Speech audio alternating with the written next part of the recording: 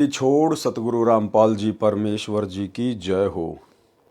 परमपिता परमात्मा सारी सृष्टि के रचनहार, कुल मालिक, असंख्य ब्रह्मांडों के स्वामी, जगत गुरु, तीनों लोकों में प्रवेश करके सबका धारण पोषण करने वाले राजाधिराज, आत्माधार, नाथों के नाथ, देवों के देव महादेव, सर्वेश्वर महेश्वर, मृत्युंजय, अजरो अमर, आदि अनादि सनातनी प्रभु, जगत पिता जगदीश्वर, श्री श्री 1008 की उपाधि के वास्तविक अधिकारी, अकाल मूरत शब्द स्वरूपी राम वासुदेव, सर्वगतम ब्रह्म, परम पूज्य, प्रथम पूज्य, परम संत, परम पुरुष, परम धनी, परम दयालु, सत्य कबीर, हक्का कबीर, अल्लाहु कबीर, अल्लाहु अकबर, बाखबर, अल्लाह ताला, जगत के तारणहार, जगत के मुक्तिदाता, जगत के जगन्नाथ, हारे के सहारे, हिंदुओं के राम, मुसलमानों के अल्लाह, सिखों के वाहिगुरु, ईसाइयों के मसीह, दया के सागर दयानिधि, करुणा के सागर करुणानिधि, स्वयंभू परिभू, संकट मोचन, कष्ट हरण, मंगल करण, दुख भंजन, अविगत कबीर, निर्विकार निर्विषम परमात्मा, अलय अलेख सतगुरु,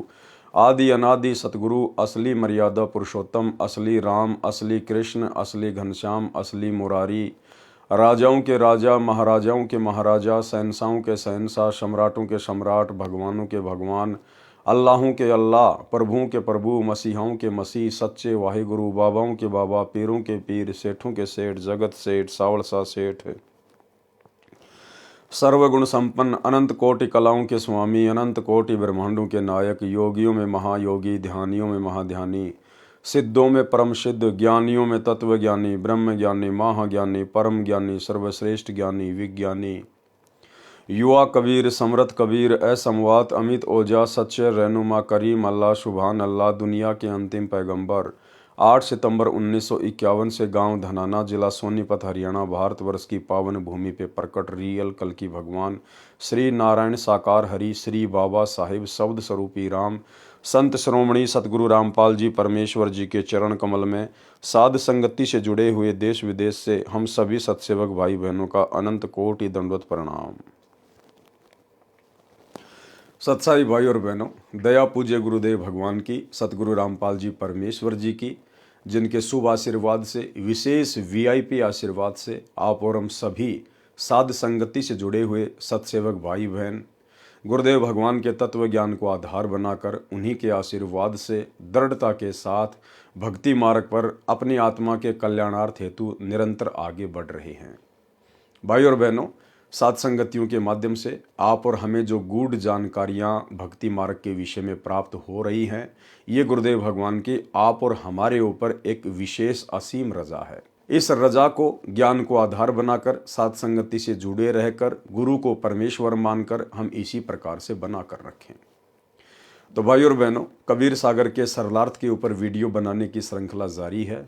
इसी श्रृंखला में आज हमारा ये 37वें नंबर का वीडियो है। प्रत्येक वीडियो में गुरुदेव भगवान के आशीर्वाद से हमें बहुत कुछ सीखने को मिलता है। और भाई और बहनों, आने वाले समय में यही साध संगति की वीडियो जो आज गुरुदेव भगवान की पवित्र पुस्तकों के ऊपर बन रहे हैं, आने वाले समय में सभी टीवी चैनलों पर चला करेंगे। गुरुदेव भगवान के आशीर्वाद से जब ये सभी टीवी चैनल वाले गुरुदेव भगवान के आगे करबद्ध होकर प्रार्थना करेंगे कि हे गुरुदेव, हमें भी आपके कुछ सत्संग दे दीजिए, हे गुरुदेव, हमें भी अपने टीवी चैनलों पर चलाने के लिए कुछ दे दीजिए, उस समय गुरुदेव भगवान यही साध संगति के वीडियो भगत समाज को दृढ़ता प्रदान करवाने के लिए उन टीवी चैनल वालों को दिया करेंगे। गुरुदेव भगवान के प्रवचन तो चलेंगे ही चलेंगे, लेकिन साथ में समस्त शंकाओं के समाधान के लिए और गुरु को परमेश्वर के रूप में जानने और मानने के लिए ये साध संगति के वीडियो भी निरंतर टीवी चैनलों पर चला करेंगे। इसलिए गुरुदेव भगवान समय रहते अपनी गैर हाजिरी में अपने विशेष आशीर्वाद से इन वीडियोज़ को बनवा रहे हैं, ताकि वर्तमान में परमेश्वर की जो विशेष आत्मा होंगी, जिनको परमेश्वर ने सतलोक लेकर जाना होगा अपने रहते सहते, वे आत्माएं भी इन वीडियो को देखकर दृढ़ता प्रदान करें, गुरु को ही इष्ट मानकर अपनी हर आध्यात्मिक क्रिया करें और गुरुदेव भगवान के सतलोक गमन के पश्चात आने वाली आत्माएं हजारों वर्षों तक दृढ़ता के साथ भक्ति मार्ग पर लगे रहें। इसलिए परमेश्वर वर्तमान में ये विशेष रजा कर रही हैं। तो भाई और बहनों, अब हम आगे बढ़ते हैं। अध्याय भवतारण बोध का सारांश कबीर सागर का सरलार्थ, पेज नंबर 320। अध्याय भवतारण बोध का सारांश। कबीर सागर में 19वां अध्याय भवतारण बोध पेज नंबर 42 पर है। इस अध्याय में कोई भिन्न ज्ञान नहीं है। इसमें जो जानकारी है वह पहले अध्यायों की है। इसमें परमेश्वर कबीर जी ने धर्मदास के माध्यम से साधक समाज को समझाया है कि साधक को चाहिए कि भक्ति सच्चे मन से करे। क्या कह रहे हैं परमेश्वर? आप और हम सबको शिक्षा दे रहे हैं कि पूर्ण सतगुरु की प्राप्ति के बाद साधक को चाहिए कि भक्ति सच्चे मन से करे।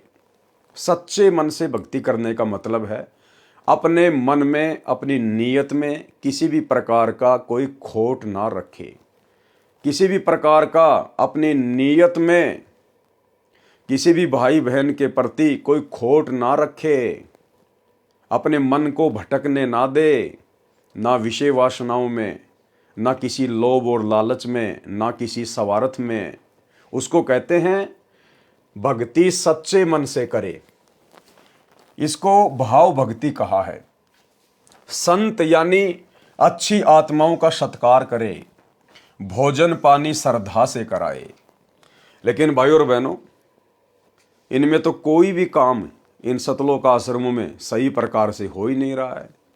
गुरुदेव भगवान ने जो एक सच्चे भगत के लक्षण बताए हैं कि साधक को चाहिए कि भक्ति सच्चे मन से करे, मन में कोई खोट ना रखे, कोई छल कपट ना रखे, अपनी नीयत को ना बिगाड़े, माता बहनों को बुरी नज़र से ना देखे, उसको कहते हैं सच्चे मन से भक्ति करना। लेकिन अभी जो 66 नंबर की हिसार जेल से विशेष ऑडियो आई है, उसमें तो गुरुदेव भगवान ने पूरा ही भांडाफोड़ कर दिया। उनकी गैर हाजिरी में जिस प्रकार से इन सभी सतलोक आश्रमों में कोऑर्डिनेटरों के द्वारा जो बकवाद की जा रही है, भक्तों के द्वारा जो बकवाद की जा रही है अपनी ही गुरु बहनों के साथ में, तो परमेश्वर ने तो उसका भांडाफोड़ कर दिया। साधक को चाहिए कि भक्ति सच्चे मन से करे, जबकि उस ऑडियो में गुरुदेव भगवान कह रहे हैं कि मेरे पास में ऐसी ऐसी शिकायत आती है जो नहीं आनी चाहिए। अच्छे इंसान तो जगत वाले भी ऐसा नहीं करते जो तुम भगत कर रहे हो। इन आश्रम वालों को कह रहे हैं।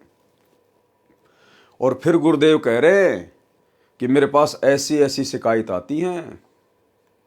ये कोऑर्डिनेटर आश्रमों के भगत ये माता बहनों को भी गंदे गंदे मैसेज करते हैं, गंदे गंदे मैसेज।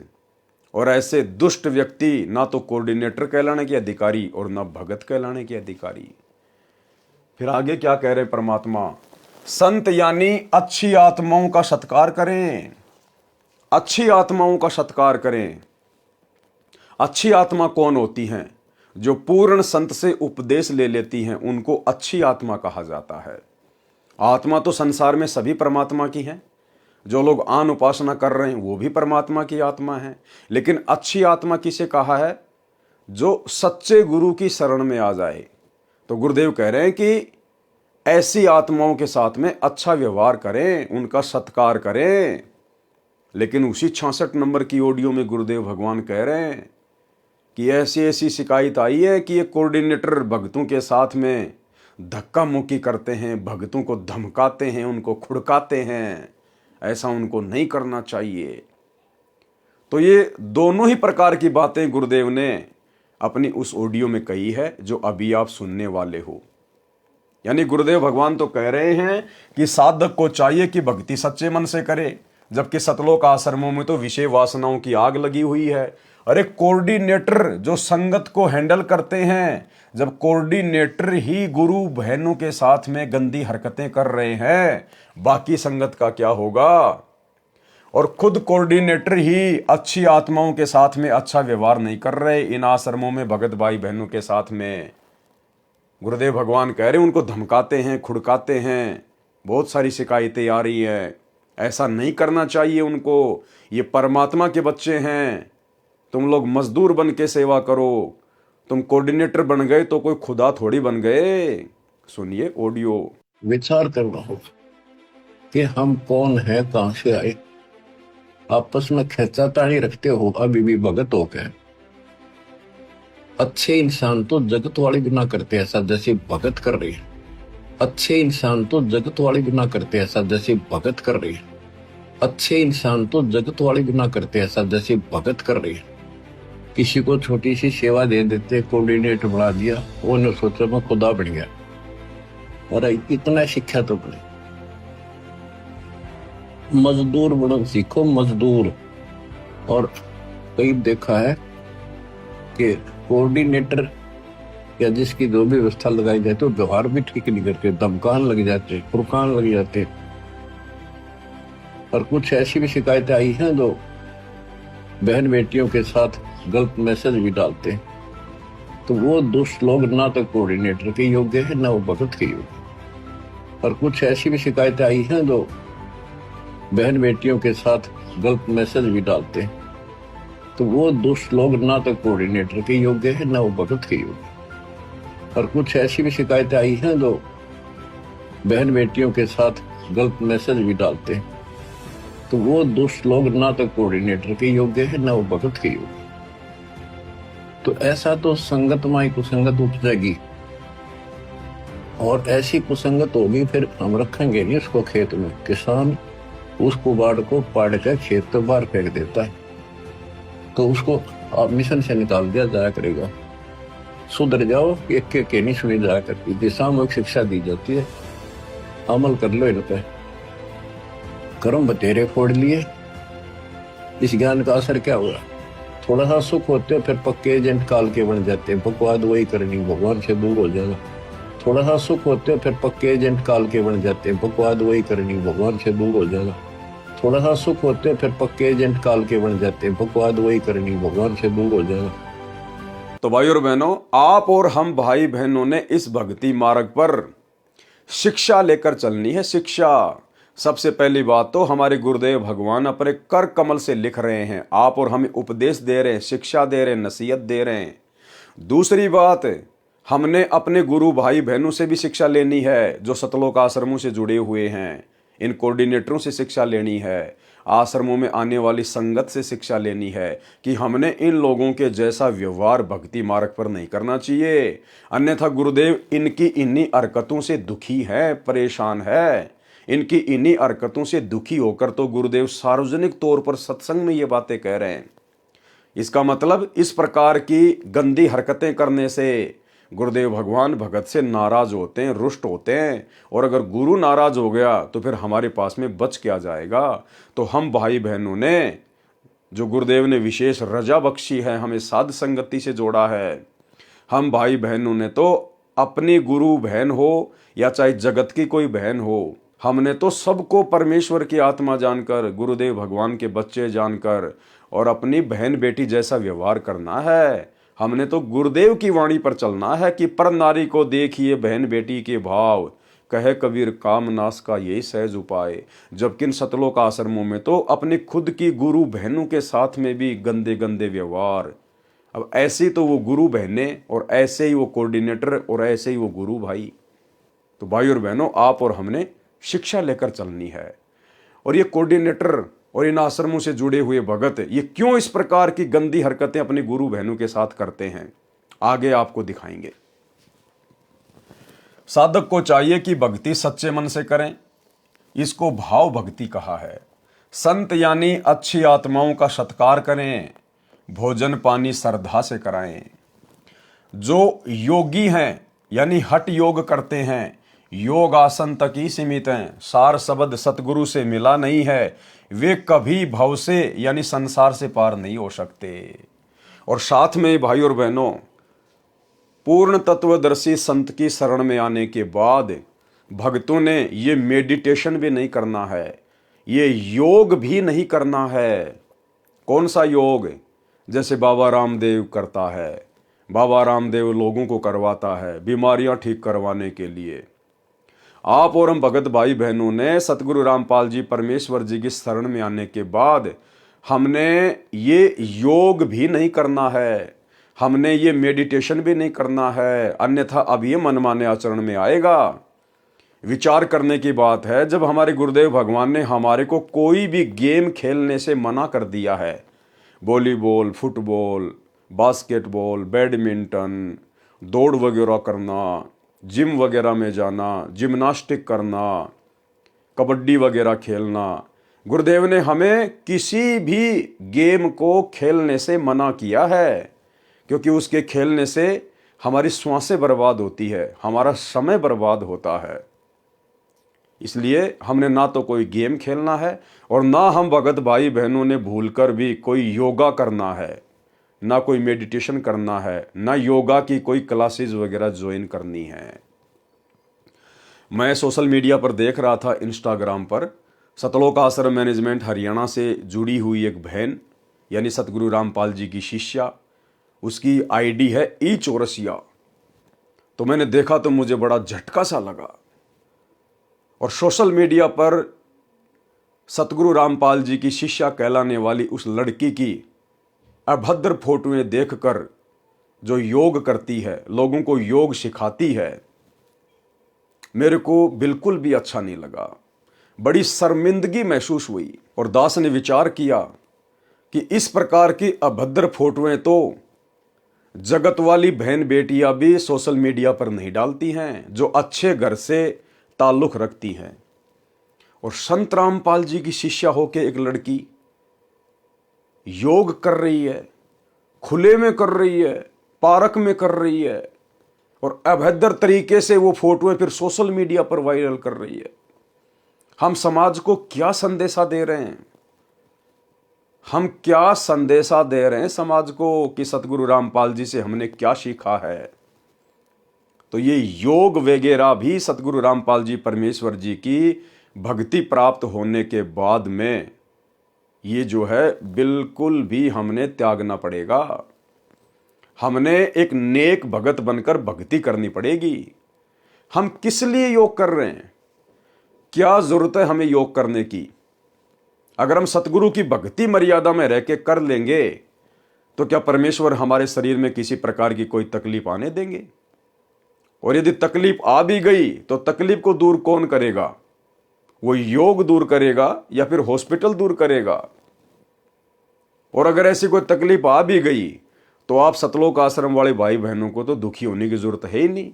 आप लोगों को तो योग करने की जरूरत है ही नहीं। अरे आपके तो आश्रमों में हॉस्पिटल खुल रहे हैं।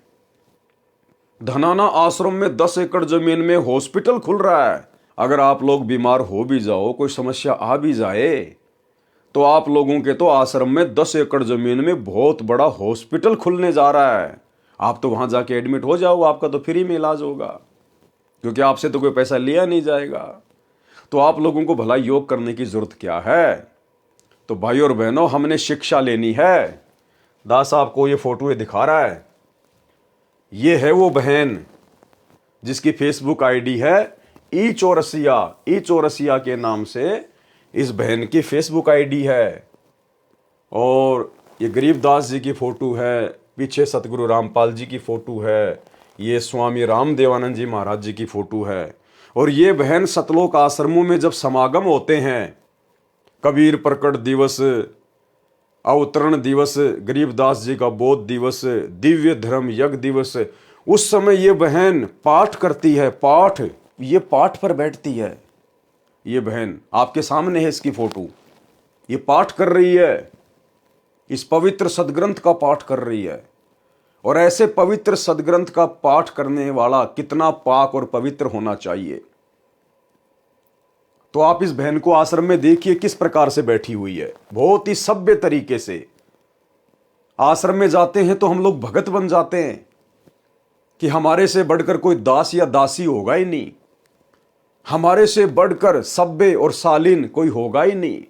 सर पर चुन्नी वगैरह डाल के, बढ़िया ढीले ढीले कपड़े पहन के, नीची नजरें करके हम एक नंबर के भगत बन जाते हैं जब हम आश्रमों में जाते हैं। तो यहां तो ये बहन पाठ कर रही है। और आगे जब मैंने इनकी इंस्टाग्राम आईडी पे देखा, ये देखिए ई चौरसिया। अब देखो ये बहन किस प्रकार से ये अभद्र कपड़े पहनकर, गुरुदेव भगवान ने ये टाइट कपड़े पहनने के लिए माता बहनों को बिल्कुल मना किया है।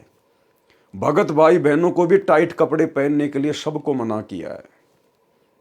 अब ये बहन देखो सरेआम एक पार्क के अंदर जहां पर सैकड़ों की संख्या में लोग घूमने के लिए आते हैं, और ये किस प्रकार से टाइट कपड़े पहनकर और किस प्रकार से ये योग कर रही है। क्या जरूरी है योग करना?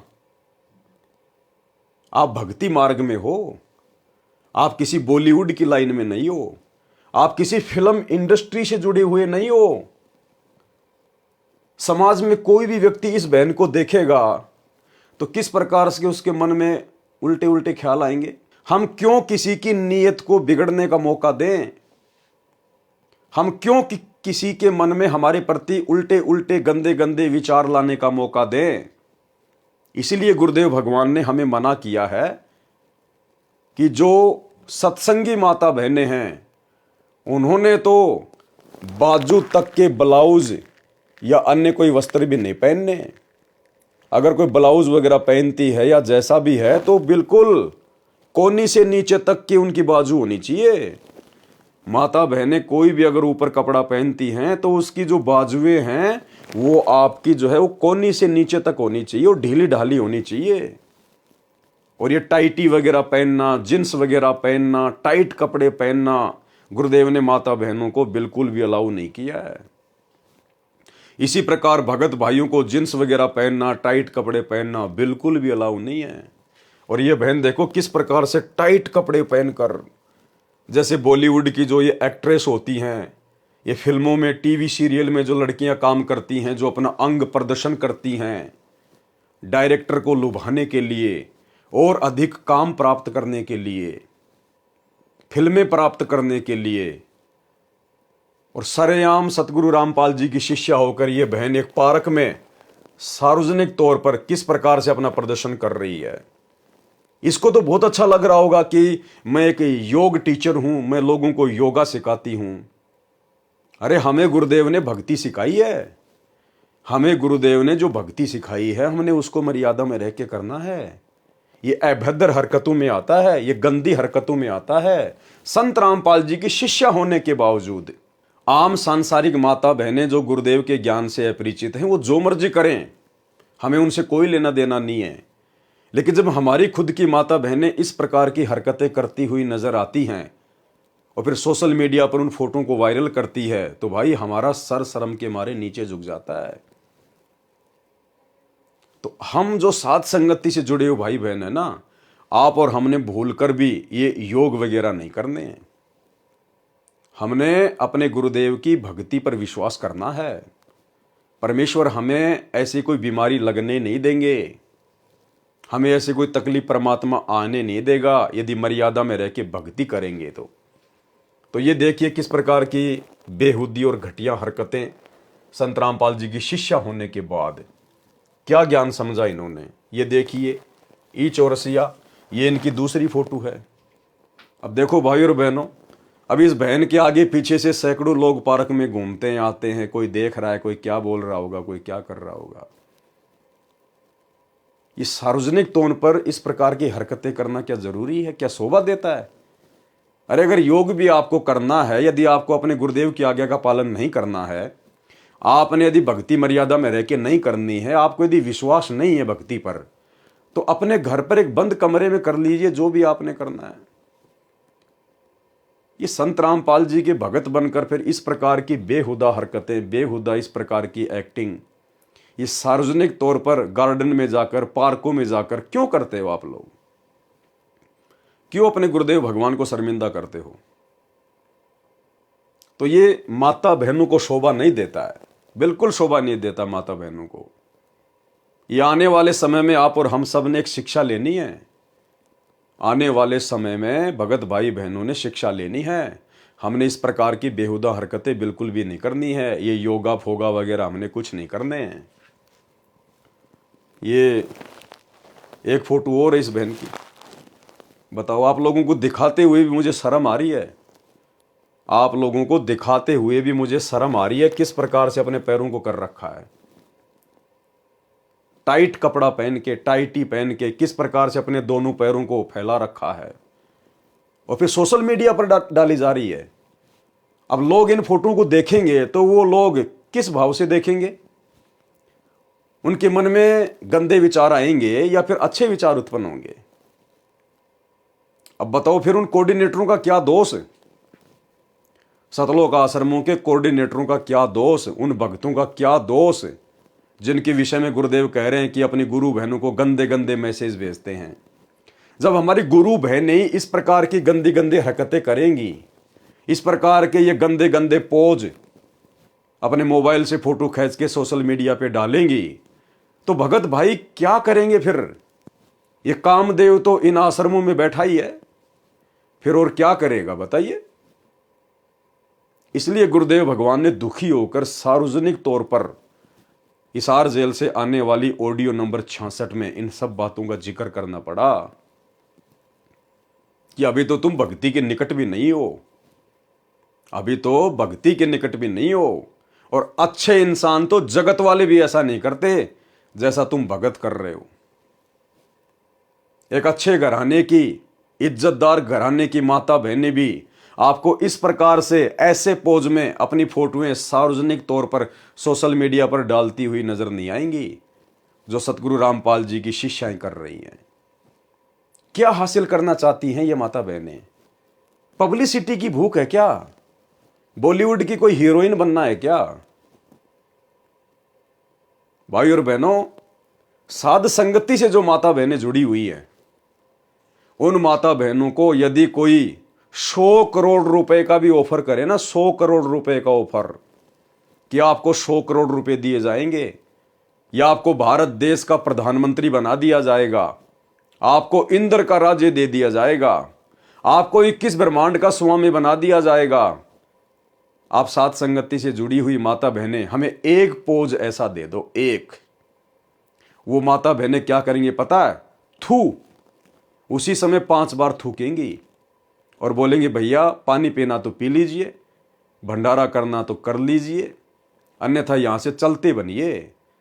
आपने गंदी जुबान से ऐसी बातें हमारे घर में दोबारा ना बोलिए। हमारा घर आश्रम है, हमारे आश्रम में इस प्रकार की बातें भी शोभा नहीं देती हैं। ये गंदे कर्म करना तो बहुत दूर की बात है।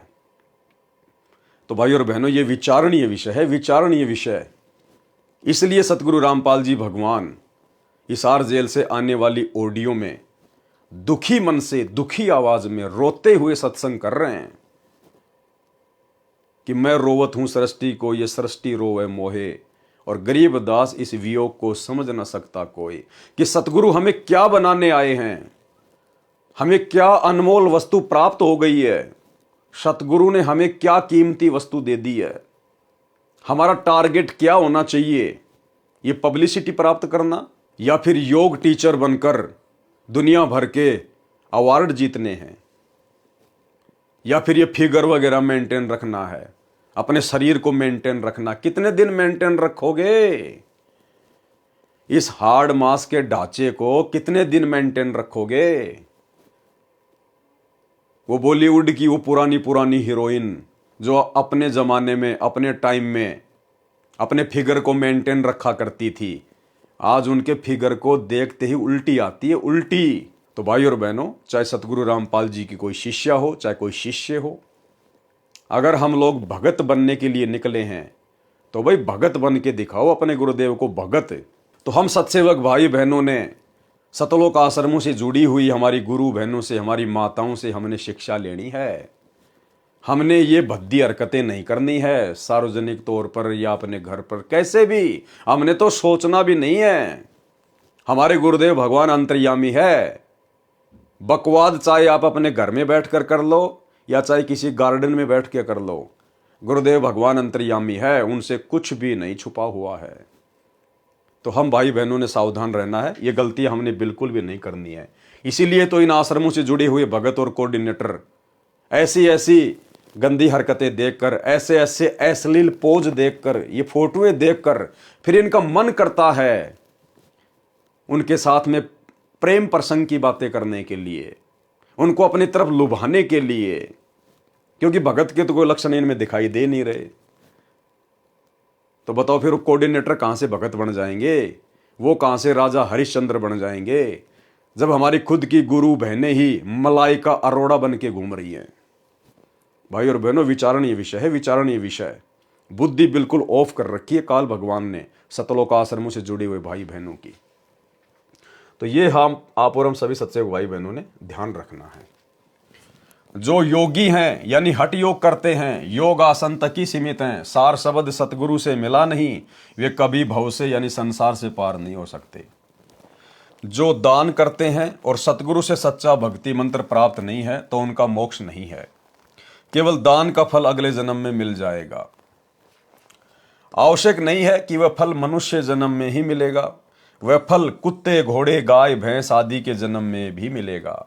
यदि सतगुरु से सत्य साधना प्राप्त है और भक्ति करता है, दान भी देता है, तो उसका मोक्ष हो जाता है। उसको दान का फल इसी जन्म में भी आवश्यकता अनुसार मिलता है। अब आगे की लाइन को ध्यान से पढ़ना। यदि किसी कारण से मोक्ष प्राप्त नहीं हुआ तो पुनर्जन्म मानव का मिलता है, वह दान अगले जन्म में मानव शरीर में मिलता है। विचार करना भाई और बहनों, साध संगति में कही गई प्रत्येक बातों का समर्थन आपको अब यहां गुरुदेव के कर कमल से लिखित इन पुस्तकों में मिलता चला जाएगा।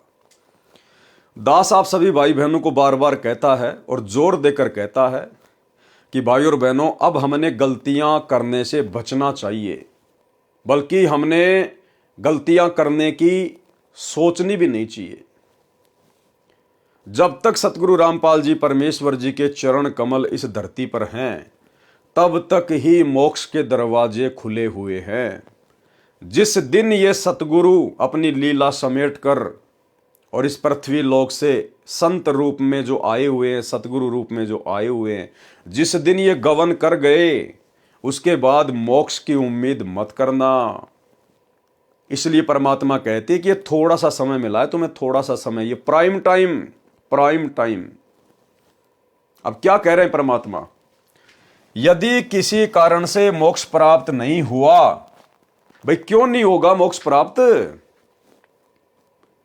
जिन भाई बहनों को यह शंका है कि ये पवन दास तो ऐसे ही अंट संट बोलता है, अरे गुरुजी ने कह रखा है ये भक्ति मार्ग हजारों साल तक चलेगा, हजारों साल तक, और 1000 साल तक आत्माएं मोक्ष प्राप्त करेंगी।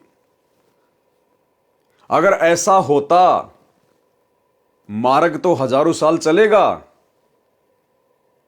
और यदि मोक्ष 1000 साल होना होता तो परमात्मा यहां पर यह बात नहीं लिखते, यदि किसी कारण से मोक्ष प्राप्त नहीं हुआ तो पुनर्जन्म मानव का मिलता है, वह दान अगले जन्म में मानव शरीर में मिलता है। यदि किसी कारण से मोक्ष प्राप्त नहीं हुआ, भाई क्यों नहीं होगा? मान लीजिए आपका इस मानव जन्म में मोक्ष नहीं हुआ, तो फिर से आपको मानव जन्म मिलेगा। उसमें भी नहीं हुआ तो तीसरा जन्म भी मानव का मिलेगा, उसमें तो मोक्ष हो ही जाएगा, क्योंकि ये तो हजारों साल चलेगा परमात्मा का मार्ग, हजारों साल तक आत्माएं मोक्ष प्राप्त करेंगी। तो एक जन्म में नहीं हुआ तो दूसरे में हो जाएगा, तीसरे में हो जाएगा, चौथे में हो जाएगा, 5वें में हो जाएगा। 1000 साल में कम से कम 100 तो मानव जन्म मिलेंगे। फिर गुरुदेव ये बात क्यों कह रहे हैं कि यदि किसी कारण से मोक्ष प्राप्त नहीं हुआ तो, अरे क्या 100 जन्म में भी मोक्ष नहीं होगा? चलो इस जन्म में आपने गलती कर दी, आपका मोक्ष नहीं हुआ, अगला जन्म फिर से आपको स्त्री या पुरुष का मिल गया, किसी भगत के घर में देगा परमात्मा, तो उस जन्म में तो हो ही जाएगा। आपको तो शुरू से ही भक्ति मिलेगी, आपके माता पिता दोनों भगत होंगे, आप तो मर्यादा में रहोगे, पूरे संसार में सतयुग जैसा माहौल हो जाएगा, हर जगह आपको भगत ही भगत दिखाई देंगे, विरोध कोई आने वाले समय में कोई जो है वो करेगा नहीं, तो मर्यादा टूटेगी नहीं, तो आपका तो दूसरे जन्म में मोक्ष निश्चित है। और दूसरे में नहीं हुआ तो तीसरे में हो जाएगा, चौथे में हो जाएगा, 5वें में हो जाएगा। चलो बात बड़ी करते हैं, 25वें मानव जन्म में तो मोक्ष हो ही जाएगा। और जबकि ये तो सैकड़ों मानव जन्म मिलेंगे हमारे को, 1000 साल में तो सैकड़ों मानव जन्म। फिर गुरुदेव ये क्यों कह रहे हैं यदि किसी कारण से मोक्ष प्राप्त नहीं हुआ तो? ये इसलिए कह रहे हैं परमात्मा कि सतगुरु के रहते सहते ही मोक्ष के दरवाजे खुलते हैं, और जिस दिन ये सतगुरु धरती से चला जाएगा उसके बाद में मोक्ष नहीं है। एक छोटा सा वीडियो गुरुदेव भगवान का, गुरुदेव ने स्पष्ट कह दिया कि ये भक्ति मार्ग इस दास से पहले नहीं था और इस दास के जाने के बाद ये समाप्त हो जाएगा। भाई गुरुजी के जाने के बाद में समाप्त कहां से हो जाएगा? ये तो हजारों साल चलेगा ना, तो समाप्त कैसे हो जाएगा? ये तो हजारों साल चलेगा।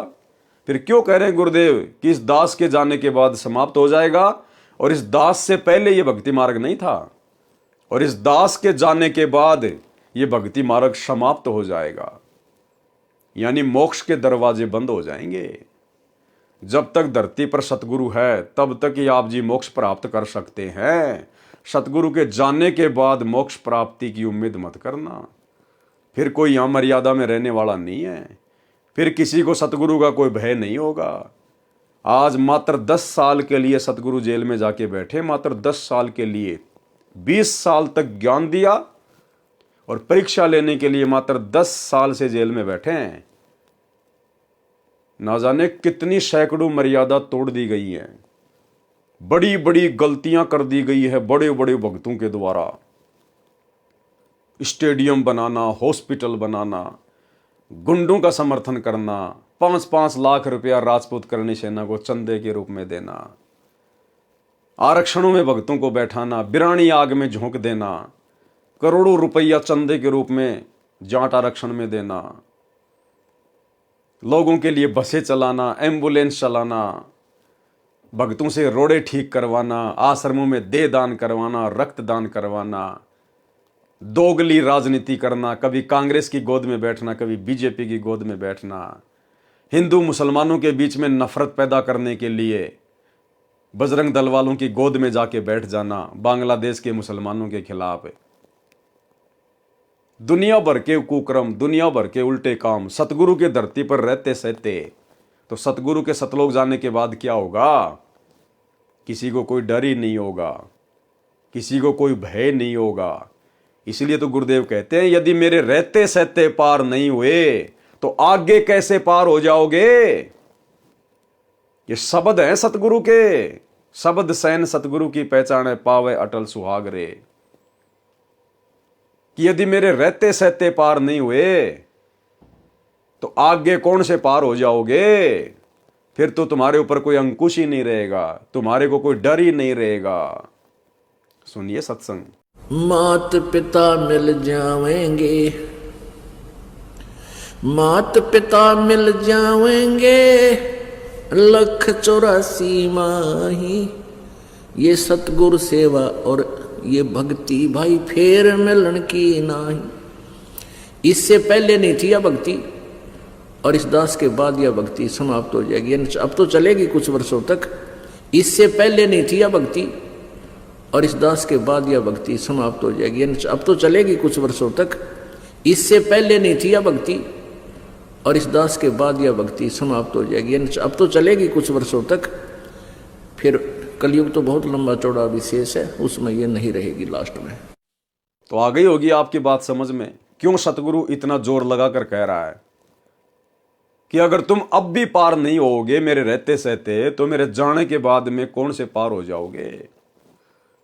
इसलिए गुरुदेव भगवान ने कहा है कि ये भक्ति, ये मोक्ष वाली भक्ति ना तो आज से पहले थी और मेरे जाने के बाद ये समाप्त हो जाएगी। जिस दिन गुरुजी के पावन चरण कमल धरती से उठ गए संत रूप में, उसके बाद मोक्ष की उम्मीद मत करना। इसलिए अगर सिर धड़की बाजी लगानी है, अपना तन मन धन अपने गुरुजी के चरणों में समर्पित करना है तो उनके रहते सहते कर दीजिए, ये मौका फिर नहीं मिलेगा। सुनिए गुरुदेव का सत्संग। चलो मान ले ईब आपने सुख भी हो गया, रह भी गए और कंटिन्यूस 5-6 जन्म आपके मनुष्य के भी हो जाएंगे इस कमाई थे वर्तमान के भक्ति से। और आगे सरदार, क्योंकि आगे घटेगी जब दास यहाँ मौजूद है, अभी गलती करोगे तो आगे कौन से पार हो जाओगे तुम। और आगे सरदार, क्योंकि आगे घटेगी जब दास यहाँ मौजूद है, अभी गलती करोगे तो आगे कौन से पार हो जाओगे तुम। और आगे सरदार, क्योंकि आगे घटेगी जब दास यहाँ मौजूद है। अभी गलती करोगे तो आगे कौन से पार हो जाओगे तुम। अब तो हर तरह से मर्यादा आपको समझाता हूं, ये बताता हूं ये गलती मत करो, तुम्हें फाउल पॉइंट बताता हूं कि ये गलत, ये पॉइंट फाउल है, तेरा नाम खंड हो गया। तो अब भी गुजर रह जाओगे तो फिर आगे कैसे पार होगे तुम। तो अब भी गुजर रह जाओगे तो फिर आगे कैसे पार होगे तुम। तो अब भी गुजर रह जाओगे तो फिर आगे कैसे पार होगे तुम। जब ये दास चला जाएगा सतलोक, फिर तुम पर अंकुश नहीं रहेगा, ज्ञान तो रहेगा, लेकिन कुछ ऐसी मर्यादा बन जाएंगी जो पुण्यात्मा बचपन से ही भक्ति अपने बच्चों को रंग में रंग देंगे, वो आने वाले समय में इतना जल्दी नहीं बिगड़ेंगे। और जो वर्तमान में बिगड़ जाएगा तो आगे गलती हुई पड़ी है उस्ताद। तो इसलिए इस समय को ज्यादा नहीं बढ़ाना आपने। और जो वर्तमान में बिगड़ जाएगा तो आगे गलती हुई पड़ी है उस्ताद। तो इसलिए इस समय को ज्यादा नहीं बढ़ाना आपने। और जो वर्तमान में बिगड़ जाएगा तो आगे गलती हुई पड़ी है उस्ताद। तो इसलिए इस समय को ज्यादा नहीं बढ़ाना आपने। तो भाई और बहनों, समझ में आ रहा होगा आपके।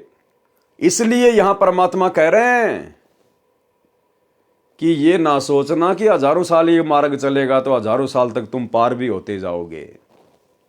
हजारों साल केवल गुरु जी का भक्ति मार्ग चलेगा, हजारों साल मोक्ष प्राप्त नहीं होगा। और इसी लाइन को गुरुदेव ने अपने सत्संग में भी कह दिया स्पष्ट तौर पर। यदि किसी कारण से मोक्ष प्राप्त नहीं हुआ तो क्या होगा? पुनर्जन्म मानव का मिलता है, यानी मनुष्य जन्म मिलते रहेंगे। और वो जो दान जो तुम आज कर रहे हो ना, ज्योति पाठ वगैरह, ये फिर तुम्हें उन मनुष्य शरीरों में मिलता रहेगा। एक छोटा सा सत्संग गुरुदेव का इसी टॉपिक पर कि यदि तुम रह गए, तुम पार ना हो पाए इस समय, तो तुम्हारे को मनुष्य जन्म मिलेंगे, मनुष्य जन्म। और जब तक दूसरा कलयुग नहीं आ जाएगा, जब तक दूसरे कलयुग की पिछली पीढ़ी नहीं आ जाएगी, तब तक तुम्हें केवल मनुष्य जन्म मिलेंगे। गुरुदेव ने ये नहीं कहा कि अगर किसी कारण से तुम्हारा ये जन्म अगर रह गया, तुम मोक्ष प्राप्त नहीं कर पाए, तो अगले जन्म में मोक्ष हो जाएगा या उससे अगले जन्म में मोक्ष हो जाएगा। नहीं, गुरुदेव कह रहे हैं यदि किसी कारण से तुम पार नहीं हो पाए तो फिर तुम्हें मनुष्य जन्म मिलते जाएंगे, सतयुग में, त्रेता में, द्वापर में। फिर जब यही समय आएगा, फिर कहीं जाकर बात बनेगी। तो ये सत्संग सुन लीजिए और ध्यान से विचार कर लीजिएगा। यदि मोक्ष प्राप्त करना है तो अपने इसी जीवन को, इसी मनुष्य जन्म को गुरुदेव के चरणों में हर प्रकार से समर्पित कर दीजिएगा। सुनिए सत्संग। और बाकी रही बात जो पुण्य की, किसी के पास कार है, कोठी है, पैसा है, उसने पिछले जन्म में धर्म घना किया हुआ है, दान किया हुआ है। और जिसको ये भक्ति प्राप्त हुई है और उसके पास धन नहीं है, गरीब व्यक्ति है, निर्धन है, उसने पिछले जन्म में दान नहीं किया। केवल दान का डिफरेंस है, ये कोई बड़ी बात नहीं बताई परमात्मा ने। लेकिन अब अपने सारे ज्ञान न समझ कर प्रॉपरली दान भी करे और नाम भी श्रवण करे। इस बात ने याद रखे कि पार होने तो उद्देश्य है अपना, सतलोक चलने का उद्देश्य तो है ही है।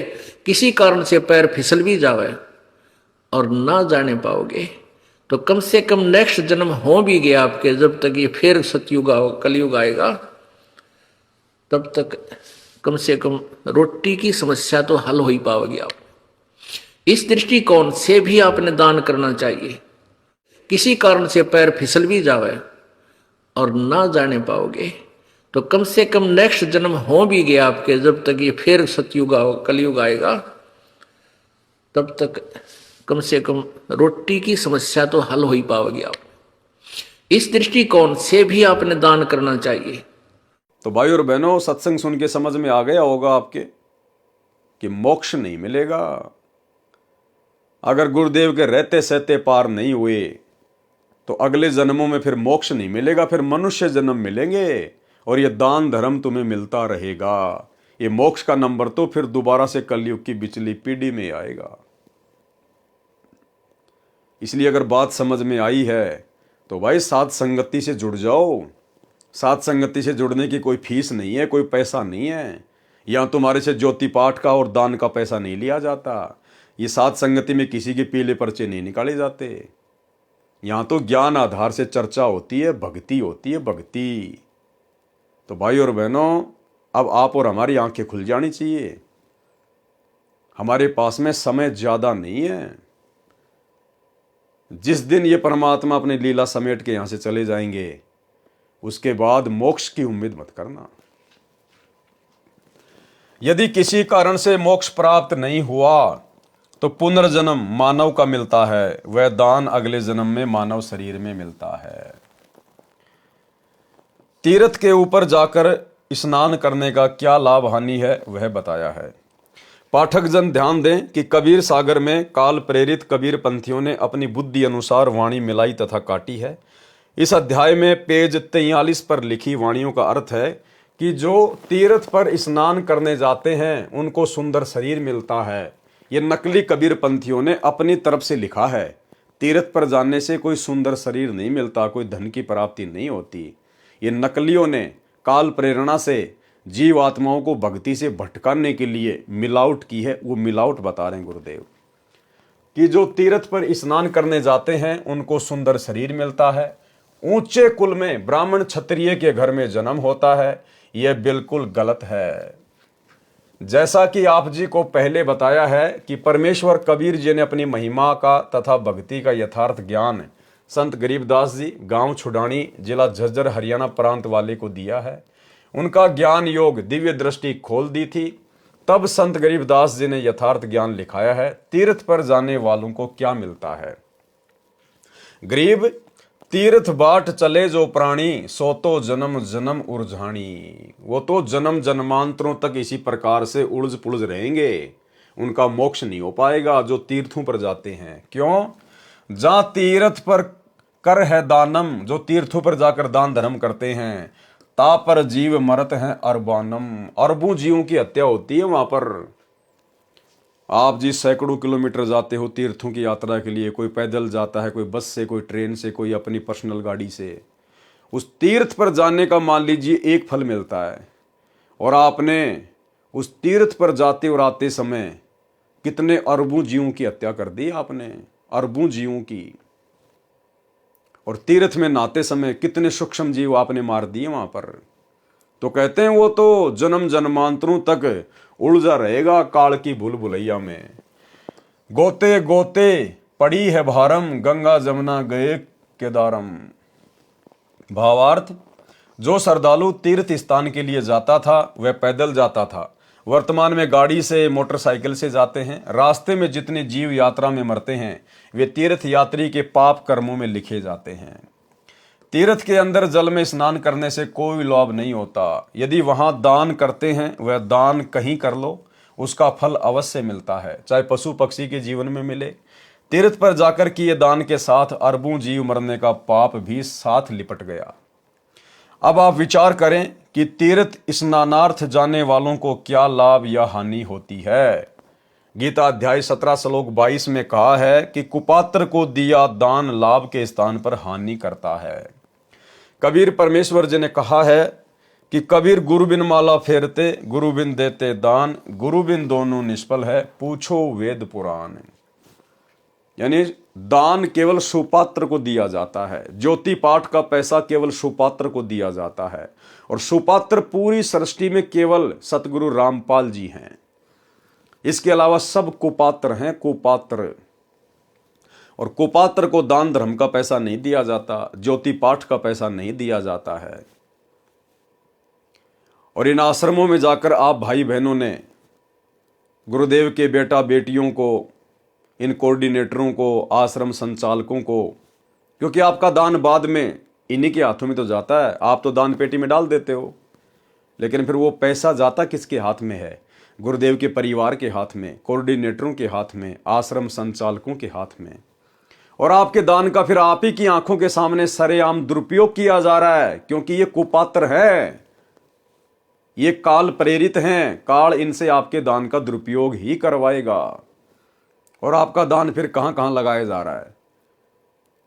10 एकड़ जमीन में हॉस्पिटल बनाया जा रहा है। क्या आवश्यकता है आश्रम में हॉस्पिटल बनाने की? अगर आप लोगों को बीमार होने का इतना डर है तो दुनिया भर के हॉस्पिटल है, कहीं भी अपना इलाज करवा लो।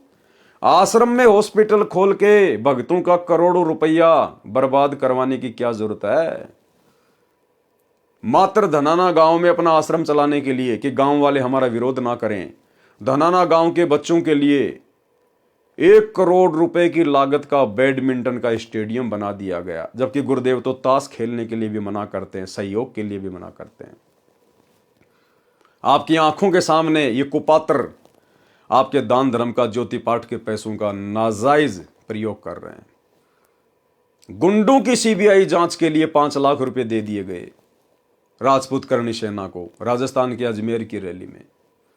जाट आरक्षण में 2-3% आरक्षण के लिए सरकार के साथ में हरियाणा के जाट लड़ाई कर रहे थे। अरे हमने बिरानी आग में जाकर कूदने की क्या आवश्यकता थी भाई? हम भगत हैं, हमने तो सतलोक में चाहिए आरक्षण, सतलोक में। और सतलोक में आरक्षण प्राप्त करने के लिए, जगह प्राप्त करने के लिए हमने धरने देने की जरूरत नहीं है, रैलियां निकालने की जरूरत नहीं है। हमारा बाप जगत सेठ है सतगुरु रामपाल जी, उसके पास कोई कमी नहीं है, कितना ही प्रतिशत आरक्षण ले लो। लेकिन उन जाटों के कहने पर और सतलोक आश्रम मैनेजमेंट हरियाणा ने, इन कोऑर्डिनेटरों ने लाखों की संख्या में भक्तों पर जाट आरक्षण में धरनों पर बैठा दिया। और कभी 11 लाख, कभी 5 लाख रुपए जाट आरक्षण संघर्ष समिति वालों को चंदे के रूप में दिए जा रहे हैं। अब वो जाट क्या करेंगे? वो हुक्का पाड़, वो नशेड़ी, वो राजनीति करने वाले लोग क्या करेंगे आपके दान धर्म का? इसलिए परमात्मा मना करते हैं कि कुपात्र को दान नहीं करना चाहिए, कुपात्र को दान नहीं करना चाहिए। एक कथा है छोटी सी द्रौपदी की, लेकिन शिक्षा बहुत गहरी है। परमात्मा ने बताया कि जब द्रौपदी अपने पिता राजा द्रुपद के घर पर थी, जब वो अनमैरिड थी, वो जनाना घाट पर अपनी सहेलियों के साथ में नहाने के लिए जाया करती थी। पूर्ण परमेश्वर को पता था, क्योंकि द्रौपदी किसी जन्म में उनकी आत्मा थी, उनकी शरण में थी। मालिक को पता था कि इस प्यारी आत्मा की शादी होने के बाद में इसके जीवन में एक ऐसी घटना घटेगी, इसको बेइज्जत किया जाएगा, इसको भरी सभा में नंगा किया जाएगा, चीरहरण होगा। इसलिए परमेश्वर ने पहले ही उससे दान लेना चाहा कपड़े का। और जब द्रौपदी अपने सहेलियों के साथ में नहाने गई तो द्रौपदी ने देखा कि एक अंधा महात्मा और उस पानी में नहा रहा है, नदी में। द्रौपदी जब नहाकर वापस आई तब भी देखा कि महात्मा तो अभी भी वहीं खड़ा है और हाथ मार रहा है यूं हाथ। कौन था वो महात्मा? कबीर परमेश्वर सतगुरु रामपाल जी। यही परमात्मा अपनी आत्माओं के लिए 100 छल छिद्र करते हैं। 100 छल छिद्र मैं करूं अपने जन के काज। द्रौपदी ने ध्यान से देखा तो पता चला कि महात्मा जी तो नंगा है। नहाते समय इसका जो वस्त्र है वो पानी में बह गया और ये तो शर्म के मारे बाहर नहीं आ रहा। और भाई अगर ये नदी में गहरा चला गया तो डूब भी सकता है। तो द्रौपदी ने क्या किया? अपनी खुद की साड़ी फाड़ी, छोटे छोटे टुकड़े किए ताकि महात्मा जी के हाथ में ये साड़ी का टुकड़ा लग जाए, अपने शरीर पर बांधकर पानी से बाहर आ जाए। गुरुदेव भगवान ने बताया कि द्रौपदी ने 7-8 टुकड़े अपनी साड़ी से फाड़ फाड़ के और महात्मा को देना चाहा, उस पानी में छोड़ा, लेकिन महात्मा जी के हाथ वो टुकड़े नहीं लगे। वो 7-8 टुकड़े द्रौपदी की साड़ी के अंधे महात्मा के रूप में जो कबीर परमात्मा लीला कर रहे थे उनके हाथ में नहीं लगे। भाई वो तो परमात्मा था, वो तो एक ही टुकड़े को अपने हाथ में पकड़ सकता था, लेकिन जानबूझ के परमात्मा ने आज हम पिछली पीढ़ी वाले भक्तों को दान की महत्वता को समझाने के लिए वो लीला की। 7-8 टुकड़े पानी में बह गए, महात्मा जी के हाथ नहीं लगे। अंत में द्रौपदी ने फिर अपनी साड़ी का एक टुकड़ा पाड़ा और एक लंबी सी एक लकड़ी के सहारे महात्मा जी के हाथ के पास कर दिया। महात्मा जी हाथ मार ही रहे थे, तुरंत कपड़ा पकड़ लिया और अपने गुप्तांग के ऊपर बांधकर और बाहर आ गए और कहा, बेटी जिस प्रकार आज तूने मेरी इज्जत रखी है, ऐसे भगवान एक दिन तेरी भी इज्जत रखे। फिर गुरुदेव ने क्या कहा उस सत्संग में, जो मुख्य बात है, मुख्य पॉइंट है कि पुण्यात्माओं, द्रौपदी ने 7-8 टुकड़े अपनी साड़ी के तोड़ तोड़ के, फाड़ फाड़ के महाराज जी को दिए, लेकिन महाराज जी को जो एक टुकड़ा उनके हाथ में लगा, जो एक टुकड़ा साड़ी का महात्मा के हाथ लगा, उस एक टुकड़े के प्रतिफल में और आगे चलकर परमात्मा ने द्रौपदी का चीर बढ़ाया था। केवल एक टुकड़े के प्रतिफल में, वो एक टुकड़ा ही महात्मा जी के हाथ लगा था और उसी दान के प्रतिफल में फिर द्रौपदी का चीर बढ़ाया था, ना कि वो 7-8 टुकड़े जो महात्मा जी के पास से बह गए लेकिन हाथ नहीं आए, उनके प्रतिफल में नहीं। अरे द्रौपदी ने तो 7-8 टुकड़े भी अपनी साड़ी से फाड़ के फेंके थे, वो भी तो दान ही किया था द्रौपदी ने। लेकिन गुरुदेव कह रहे हैं कि वो जो 7-8 टुकड़े जो उस महात्मा के हाथ नहीं लगे, उनका कोई फल नहीं मिला, उस एक टुकड़े के प्रतिफल में उसकी साड़ी बढ़ाई। पहले आप ये सत्संग सुन लीजिए भाई और बहनों, सुनिए। धर्म बिना धापे नहीं ये प्राणी प्रपंच, आस बिरानी क्यों करत न दिया हो तो संच। यदि पहले दान किया तो आज मिलेगा, अन्यथा चाहे सिर पटक ले, चाहे कितने किसी प्रकार की तू अन्य साधना कर ले। हाँ, ये मान लीजिए तेरे भाग्य में नहीं है, पूर्व में दान नहीं कर पाया, तो अब आपको तरीका बताया जा रहा है, ऐसे कीजिए। प्रमाण है कि जैसे द्रौपदी ने उसी जन्म में एक अंधे महात्मा को एक बिल्हाता अर्थात 8-9 इंच का एक कपड़ा लंगोट टाइप, कोपीन टाइप बनाकर पाड़ कर दिया था। यानी वैसे तो उसने लगभग सारी साड़ी पाड़ कर डाल दी थी नदी में। अंधा महात्मा था, हाथ नहीं लग गया, वह एक लकड़ी का लपेट कर उसके हाथ का लगा दिया। अर्थात उस इतने के कपड़े का दान का इसी जन्म में भी परमात्मा ने उसको लाभ दे दिया। यानी वैसे तो उसने लगभग सारी साड़ी पाड़ कर डाल दी थी नदी में। अंधा महात्मा था, हाथ नहीं लग गया, वह एक लकड़ी का लपेट कर उसके हाथ का लगा दिया। अर्थात उस इतने के कपड़े का दान का इसी जन्म में भी परमात्मा ने उसको लाभ दे दिया, क्योंकि वो सुपात्र को दान किया गया था। वो परमात्मा कहता है कि जो जन मेरी शरण है ताका हूं मैं दास, गेल गेल ला गया फिरूं जब तक धरती आकाश। तो भाई और बहनों, सत्संग आपने सुन लिया। केवल उस एक साड़ी के टुकड़े के प्रतिफल में ही परमात्मा ने द्रौपदी का चीर बढ़ाया। बाकी जो 7-8 साड़ी के टुकड़े थे जो महात्मा जी के हाथ नहीं लगे, उनके प्रतिफल में नहीं। तो विचार करो, जो भाई बहन इन आश्रमों में जाकर इन कुपात्रों को ज्योति पाठ और दान का पैसा दे रहे हैं, इनको क्या मिलेगा? आपके पूज्य गुरुदेव भगवान तो हिसार जेल में बैठे हैं, परीक्षा का समय, और उनको तो 2 टाइम का खाना सरकार दे रही है, 2 जोड़ी कपड़े शरीर पर पहनने के लिए उनको सरकार दे रही है, छोटी मोटी जो भी सुविधा है उनको सरकार दे रही है। ये तुम्हारे दान धर्म का अरबों खरबों रुपया कहां जा रहा है? तुम्हारे गुरु के तो तुम्हारा 1 रुपया भी हाथ नहीं लग रहा, क्योंकि तुमने तो इन कुपात्रों को दिया है सारा का सारा दान धर्म, अपने गुरु को तो दिया ही नहीं। तुम्हारे गुरु के हाथ तो तुम्हारा दान लगा ही नहीं। अरे तुम्हारा वर्तमान में 2014 बरवाला कांड के बाद से ज्योति पाठ और दान का पैसा तो द्रौपदी के उन साड़ी के टुकड़ों की तरह महात्मा जी के पास से होके गुजर रहे हैं, महात्मा जी के हाथ नहीं लग रहे। तुम्हें क्या मिलेगा? वो सत्संग हमें शिक्षा देता है, जो साड़ी का टुकड़ा महात्मा के हाथ लगा, उसी के प्रतिफल में महात्मा जी ने द्रौपदी का चीर बढ़ाया। तो आप भाई बहनों का वर्तमान में जो दान धर्म है, ज्योति पाठ का पैसा है, 10वें अंश का पैसा है, आप किसके हाथों में दे रहे हो? दान गुरु के हाथ में दिया जाता है या अपने गुरु भाइयों के हाथ में दिया जाता है? दान गुरु के हाथ में देने से सफल होता है या गुरु भाइयों के हाथों में देने से? गुरु बिन माला फेरते, गुरु बिन देते दान, गुरु बिन दोनों निष्फल है, चाहे पूछो वेद पुराण। चलो आपने दे दिया, उसके बाद कम से कम ये तो देखो अब तुम्हारे दान का क्या किया जा रहा है, दुरुपयोग। तुम्हारी आंखों के सामने उसी आश्रम में हॉस्पिटल बनाया जा रहा है, तुम्हारी आंखों के सामने उसी धनाना गांव में 1 करोड़ रुपए का बैडमिंटन का स्टेडियम बना दिया गया, तुम्हारे गुरुदेव की मर्यादाओं की धज्जियां उड़ा दी गई। कौन उड़वा रहा है?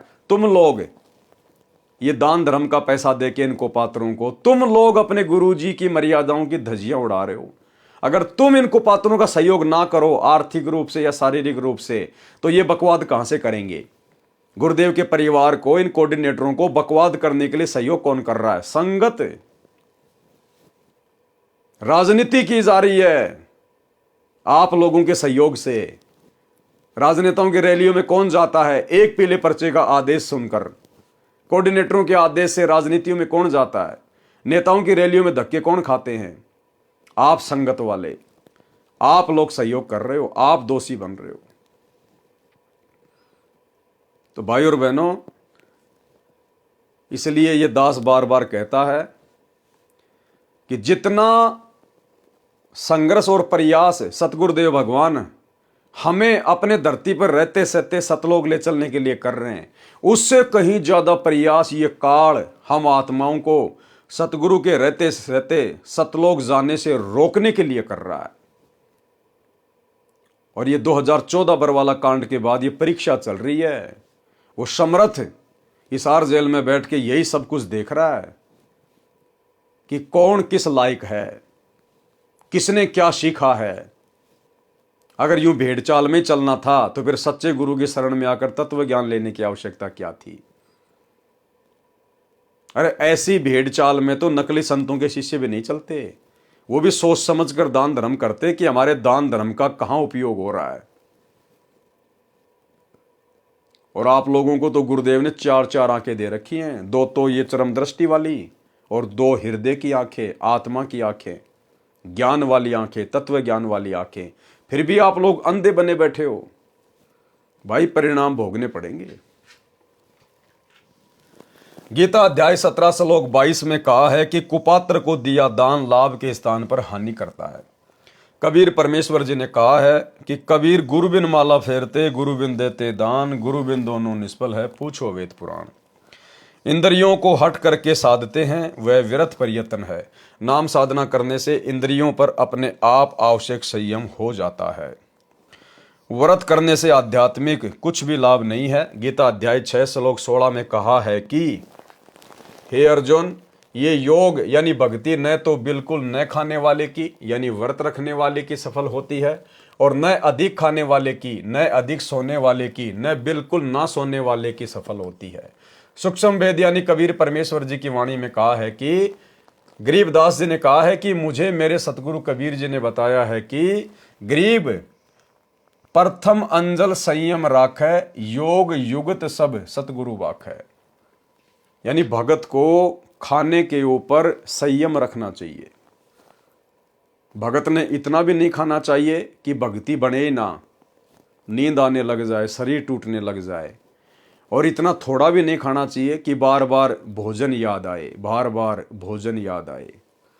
तो गुरुदेव भगवान कहते प्रथम अंजल संयम राखे। हम भगत भाई बहनों ने, हमें जो भंडारा मिलता है अपने घर पर या कहीं पर भी, हमने संयमित होकर खाना है। भोजन ज़्यादा स्वादिष्ट है या कोई मिठाई वगैरह है या अन्य कोई वस्तु है जिसमें आनंद आ रहा खाने में, तो ये नहीं कि खाए जाओ खाए जाओ खाए जाओ। परमात्मा कहते हैं प्रथम अंजल संयम राखै। आपने संयमित रहना है, संयमित। भक्ति को अधिक महत्व देना है। गरीब प्रथम अंजल संयम राखै, योग युगत सब सतगुरु बाखै। भावार्थ, अन्न तथा जल को सीमित खावें, न अधिक और न कम। ये भक्ति की विधि मेरे सतगुरु बताते हैं। तीनों देवताओं तथा ब्रह्म साधना का फल। यदि आप विष्णु जी की भक्ति करते हो और उसी को कर्ता मानते हो तो आप विष्णु विष्णु का नाम जाप करके विष्णु जी के लोक में चले जाओगे। अपना पुण्य समाप्त करके फिर पृथ्वी पर जन्म पाओगे। एक दिन विष्णु जी की भी मृत्यु होगी। इसलिए श्री विष्णु जी की भक्ति से गीता अध्याय 18 श्लोक 62 तथा अध्याय 15 श्लोक 4 वाली मुक्ति वह सनातन स्थान प्राप्त नहीं हो सकता। कबीर हरि नाम विष्णु का होई, विष्णु विष्णु जपे जो कोई। जो विष्णु को करता बतलावे, कहो जीव कैसे मुक्ति फल पावे। बहुत प्रीति से विष्णु ध्यावे, सो जीव विष्णुपुरी में जावे। विष्णुपुरी में निर्भय नाही, फिर के डार दे भूमाही। जब मरे विष्णु मुरारी, कहाँ रहेंगे विष्णु के पुजारी। ये फल विष्णु भक्ति का भाई, सतगुरु मिले तो मुक्ति पाई। इसी प्रकार ब्रह्मा जी का पुजारी ब्रह्मा जी के लोक में ब्रह्मपुरी में, तथा शिव जी का पुजारी शिव लोक में, तथा ब्रह्म यानी काल का पुजारी ब्रह्म लोक में जाता है। गीता अध्याय 8 श्लोक 16 में स्पष्ट किया है कि ब्रह्म लोक पर्यंत सब लोकों में गए साधक जन्म मरण में रहते हैं, वे पुनः लौटकर पृथ्वी के ऊपर आते हैं। इनसे भी गीता अध्याय 15 श्लोक 4 तथा अध्याय 18 श्लोक 62 वाली मुक्ति नहीं मिली, जहां जाने के पश्चात साधक फिर लौटकर संसार में नहीं आते। सनातन परम धाम तथा परम शांति प्राप्त होगी। परम शांति उसी को प्राप्त होती है जिसका फिर जन्म कभी न हो, सदा युवा बना रहे, कभी मृत्यु न हो। सब सुर यानी देवता तथा ऋषि मुनि उपरोक्त प्रभुओं की पूजा सेवा करते हैं, इसलिए उनको मोक्ष प्राप्त नहीं होता। ध्रुव प्रहलाद ने भी विष्णु की भक्ति की, उनका भी जन्म मरण रहेगा। 4 मुक्तियों की जानकारी बताई है। क्या कह रहे हैं भाई और बहनों, ध्रुव प्रहलाद ने भी विष्णु की भक्ति की, उनका भी जन्म मरण रहेगा। ध्रुव और प्रहलाद, आज गुरुदेव भगवान हमें उन आत्माओं के उदाहरण देते हैं भक्ति मार्ग पर दृढ़ता के लिए। और भाई और बहनों, वो ध्रुव प्रहलाद भी जन्म मरण में रहेंगे, जन्म मरण में। इस पिछली पीढ़ी में उनका भी उद्धार नहीं है, उनका भी मोक्ष नहीं है। इसलिए गुरुदेव भगवान कहते हैं कि तुम कितनी पुण्य आत्माओं हो, तुम्हारी महिमा मैं भी नहीं कर सकता। ब्रह्मा विष्णु महेश भी तुम्हारे नाखून के बराबर नहीं है भक्ति और पुण्य के मामले में, क्योंकि आप और हम भाई बहन ये सारे दुख, ये सारे जन्म, ये सारे संकट, सारी प्रोसीजर को पार कर चुके हैं। आप और हमारा पूर्ण मोक्ष प्राप्ति वाली लाइन में नंबर है। और यदि इस जन्म को हमने बर्बाद कर दिया, गुरु के रहते सहते यदि हम पार नहीं हो पाए, और पार क्यों नहीं हो पाएंगे, अपनी कमजोरी से नहीं हो पाएंगे। बाकी गुरुदेव ने तो कोई कमजोरी छोड़ी नहीं है, कोई कमी छोड़ी नहीं है। हर प्रकार से परमात्मा ने मोक्ष के प्राइम टाइम में लाके खड़ा कर दिया है। लोहा गर्म है बिल्कुल, सिर्फ चोट मारने की कमी है। तो भाई और बहनों, आप और हम क्या हैं जिस ध्रुव प्रहलाद के दुनिया किस्से कहानियां गाती हैं, जिनकी चर्चा है बच्चे बच्चे की जुबान पर, जिनका नाम है, जिनके इतिहास हैं।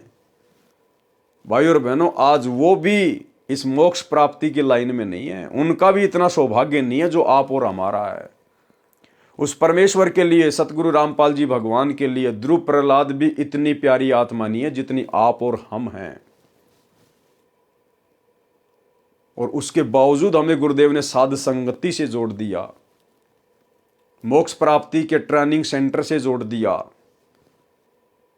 अगर इस समय भी हम कोई गलती कर जाएंगे, अपनी कोई कमजोरी दिखा देंगे, तो भाई और बहनों फिर परमेश्वर हमसे कितने नाराज होंगे। और फिर कहते हैं, जानबूझ सांची तजे करे झूठ से ने, जाकी संगत है प्रभु शौपन में भी ना दे। फिर ये परमात्मा लंबे समय तक नहीं संभालेगा, लंबे समय तक। इसलिए गुरुदेव भगवान की इस रजा को हमने समझना होगा। ध्रुव प्रहलाद ने भी विष्णु की भक्ति की, उनका भी जन्म मरण रहेगा। 4 मुक्तियों की जानकारी बताई है। नंबर 1 सामीप्य, नंबर 2 सायुज्य, नंबर 3 सारूप्य, नंबर 4 सालोक्या। ये चारों मुक्तियों को प्राप्त भी जन्म मरण में रहते हैं। और 5वीं मुक्ति है सतलोक वाली मुक्ति, सतलोक वाली मुक्ति। इंद्र का शासनकाल 72 चतुर्युग का होता है। उपरोक्त विवरण 42 से 52 तक का है। उसके पश्चात देवताओं का राजा इंद्र भी मृत्यु को प्राप्त होकर पृथ्वी पर गधे का शरीर धारण करता है। इसलिए परमात्मा आप और हमारी आस्था यहां से हटाना चाहते हैं कि अगर तुम इस पिछली पीढ़ी में रह गए, फिर वो इंद्र तुम ही बनोगे। ब्रह्मा विष्णु महेश की लाइन में काल तुम्हें खड़ा करेगा। 88,000 ऋषि, गोरखनाथ, मच्छंद्रनाथ जैसे ये काल फिर तुम्हें बनाएगा। तो इस समय यदि हम रह गए फिर क्या होगा? अगर बन गए देवताओं के राजा इंद्र फिर क्या होगा? अपनी सारी भक्ति कमाई बर्बाद करेंगे और फिर गधे से हमारा जीवन शुरू होगा, गधे से। आज हम मनुष्य शरीर में हैं, हम विचार कर सकते हैं गधे का जीवन और एक इंसान का जीवन। आज हमें परमेश्वर ने ये बुद्धि प्रदान की हुई है, हम लोग विचार कर सकते हैं, चिंतन मनन कर सकते हैं, किसी निष्कर्ष पर पहुंच सकते हैं। अन्य योनियों में फिर ये चिंतन मनन करने की हमें फिर ये सुविधा प्राप्त नहीं होगी। इसलिए परमात्मा कहते हैं मानुष जन्म पाई कर खोवे और सतगुरु विमुखा फिर युग युग रोवे। इंद्र का शासनकाल 72 चतुर्युग का होता है। उपरोक्त विवरण पृष्ठ 42 से 52 तक का है। उसके पश्चात देवताओं का राजा इंद्र भी मृत्यु को प्राप्त होकर पृथ्वी पर गधे का शरीर धारण करता है। एक हरि की भक्ति बिन राजा गधा होए, माटी लदे कुम्हार की घास न डाले कोई। तो ये देवताओं का राजा भी फिर गधा बनेगा। पृष्ठ 53 पर लिखा है अनाम अक्षर के माही, नी अक्षर कोई जानत नाही। भावार्थ, अनाम कहा जाने वाला सार शब्द अक्षर में है, परंतु वह वेदों, गीता, पुराण में लिखे अक्षर ज्ञान में नहीं है, इसलिए नी अक्षर कहा जाता है। भवतारण बोध पृष्ठ 54 पर धर्मदास जी ने कहा कि मैंने सत्य कबीर नाम आपका जाना। आपने कबीर नाम किस लिए रखा? भवतारण बोध 55 पर परमेश्वर कबीर जी ने उत्तर दिया, कबीर दे नहीं और दर्शय देही, रहे सदा जहां पुरुष विदेही। आदि पुरुष नी अक्षर जाना, देई धर्म प्रकट आना। भावार्थ है कि जैसे नी अक्षर कहा है वह अक्षर है परंतु निराला है, वह वेदों, गीता, पुराणों में नहीं है, इसलिए नी अक्षर कहा है। उसी प्रकार मेरी देही यानी शरीर विचित्र है, अन्य किसी देव तथा मानव का नहीं, इसलिए विदेही कहा जाता है। इसी प्रकार कबीर का नाम समझ। 4 युगों में प्रकट होने का वर्णन है। परमात्मा का सतयुग में सत सुकृत नाम रहा है, त्रेता युग में मुनिंदर, द्वापर में करुणामय और कलयुग में कबीर नाम होता है। ऋषि मुनि और असंख्यन वेशा, सत्य ठोर सपने नहीं देखा। ऋषि मुनि तथा अन्य जितने बेसदारी पंथ हैं, किसी ने भी सत्य ठोर यानी सतलोक के दर्शन सौपन में भी नहीं हुए हैं, अर्थात इनको मुक्ति प्राप्त नहीं हुई। भवतारण बोध के पृष्ठ 56 पर विशेष ज्ञान नहीं है, सामान्य ज्ञान है। भवतारण बोध पृष्ठ 57 का सारांश। इसमें 8 कमलों तक का ज्ञान है। प्रथम कमल मूल कमल गुदा द्वार के पास है, ये 4 पंखड़ियों का कमल है, देवता गणेश है। नंबर 2 अनाहत यानी स्वाद कमल, मूल कमल से ऊपर है, 6 पंखड़ियों का कमल है, सावित्री ब्रह्मा इसके देव हैं। नंबर 3 नाभि कमल, ये नाभि के सामने रीढ़ की हड्डी पर बना है, 8 पंखड़ियों का कमल है, लक्ष्मी तथा विष्णु जी देवता हैं। 4 हृदय कमल, ये सीने के दोनों स्तनों के मध्य में रीढ़ की हड्डी के ऊपर है, ये 12 पंखड़ियों का कमल है, पार्वती और शिव इसके देव हैं। नंबर 5 कंठ कमल, ये गले में रीढ़ की हड्डी पर बना है, 16 पंखड़ियों का है, देवी दुर्गा अविद्याबाई इसकी देव है। नंबर 6 छठा कमल त्रिकुटी के तीर यानी किनारे पर है, त्रिकुटी से पहले है, 3 पंखुड़ियां हैं, परमात्मा कबीर रूप में परमेश्वर देव हैं। 7 सातवां कमल त्रिकुटी में है, इसकी 2 पंखुड़ी काली तथा सफेद है। 8 अष्टम कमल 8वां कमल ब्रह्मांड के माही यानी सिर के ऊपरी भाग को ब्रह्मांड कहा जाता है, उस 8वें कमल की 1000 पंखुड़ियां, इसका निरंजन काल देव है। काल के 21 ब्रह्मांड हैं, 7 सुन हैं, 7 सुरती हैं। 8वें कमल में निरंजन की सुरती यानी साकार शरीर नहीं दिखता, गुप्त है, केवल 1000 पंखड़ियों में ज्योतियां ही दिखाई देती हैं। कमलों का ज्ञान कबीर सागर के अध्याय अनुराग सागर के पृष्ठ 151 पर 8 कमलों का वर्णन है, जो कि हम पहले वीडियो में देख चुके हैं। कमलों का ज्ञान कबीर सागर के अध्याय कबीर वाणी के पृष्ठ 111 पर भी है, वहां पर 9वें कमल का भी ज्ञान है। कृपया कमलों का संपूर्ण ज्ञान पढ़ें इसी पुस्तक में, अनुराग सागर के सारांश में पृष्ठ 151 के सारांश में पृष्ठ 152 से 161 तक। भवतारण बोध पृष्ठ 58 पर सामान्य ज्ञान है। भवतरण बोध पृष्ठ 59-60 का सारांश। परमेश्वर कबीर जी ने गीता अध्याय 7 श्लोक 12 से 15 तथा अध्याय 14 श्लोक 5 वाले तीनों गुणों को स्पष्ट किया है। कबीर रज सत तम तीनों गुण जाना, ब्रह्मा विष्णु महेश बखाना। भावार्थ, परमेश्वर कबीर जी ने बताया है कि रजगुण ब्रह्मा है, सतगुण विष्णु तथा तमगुण महेश है। यही प्रमाण मार्कंडे पुराण गीता प्रेस गोरखपुर से प्रकाशित केवल हिंदी सचित्र मोटा टाइप के पेज नंबर 123 पर है। लिखा है कि ब्रह्म काल निरंजन की 3 प्रधान शक्तियां हैं, ब्रह्मा विष्णु महेश। ये ही 3 देवता हैं, ये ही तीनों गुण हैं। देवी पुराण श्री वेंकटेश्वर प्रेस मुंबई से प्रकाशित संस्कृत हिंदी सहित के 3रे स्कंद में 5वें अध्याय के 8वें श्लोक में कहा है, श्री शिव जी ने कहा कि हे मात, यदि आप हम पर दयावान हैं तो मुझे तमगुण, ब्रह्मा को रजगुण तथा विष्णु को सतगुण क्यों बनाया। विवेचन विचार करें पाठक जन, जो ज्ञान पुराणों गीता वेदों में अंकित है, जिसको धर्मगुरु ब्राह्मण नहीं जान सके, उस ज्ञान को काशी वाला जुलाहा कबीर जी जानते हैं।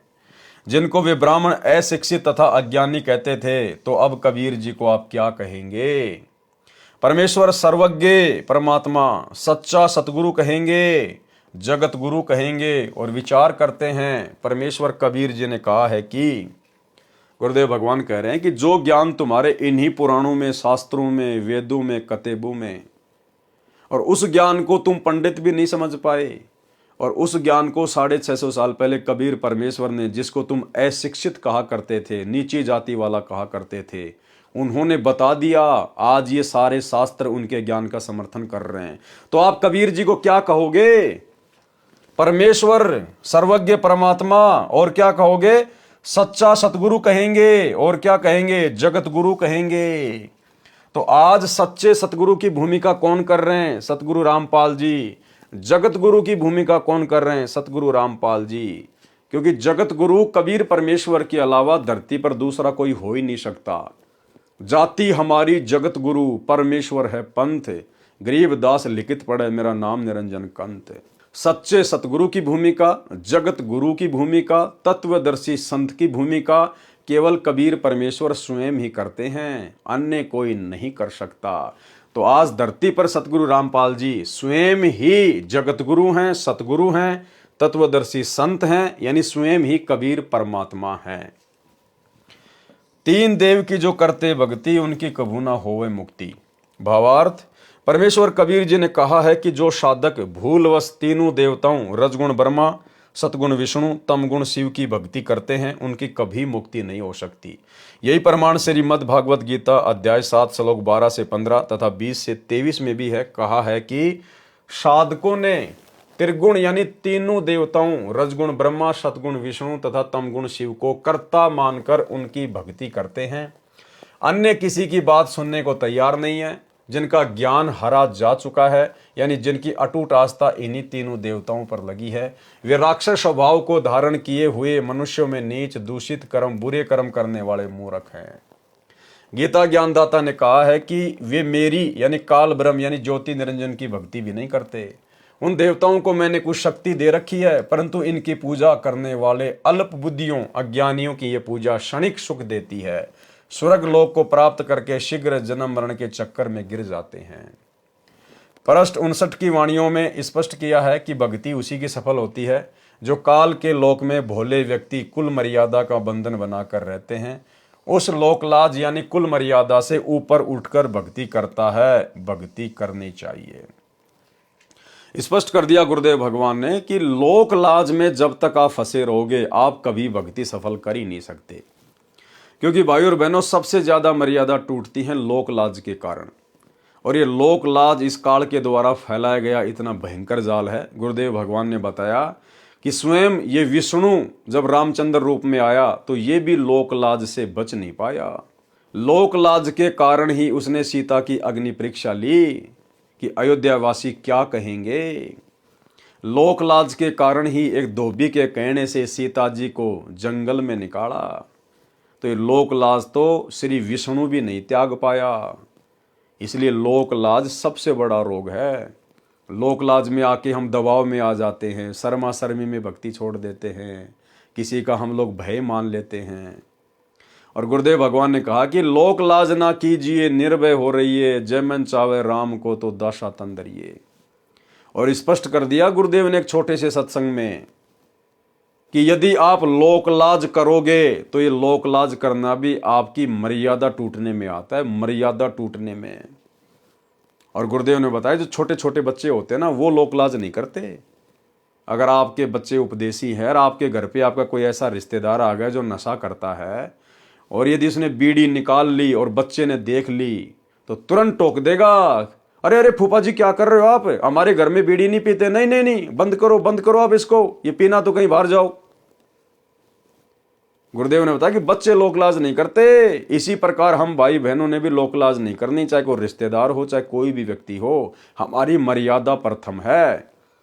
अगर आपकी आंखों के सामने ऐसा कोई कर्म हो रहा है जो आपकी मर्यादा टूटने का कारण है, तो भाई बहनों ने तुरंत उसको टोक देना है। वो माने ना माने फिर बाद की बात है, लेकिन हमने तुरंत उसको मना करना है कि जी हमारे घर में ये नशा वगैरह नहीं, बीड़ी सिगरेट गुटखा वगैरह नहीं, ये कर्म हमारे घर में नहीं। अगर आप शर्मा शर्मी कर जाएंगे कि मैं बोलूँगा तो ये नाराज हो जाएगा, तो गुरुदेव कहते हैं लोकलाज करना भी मर्यादा खंडित करने में आता है। सुनिए, तो अब ऐसा निर्मल ज्ञान पूरे विश्व में फैलेगा। ठीक है, कोई 2-4-10% कर्महीन इंसान होंगे, वो तो अलग बात है।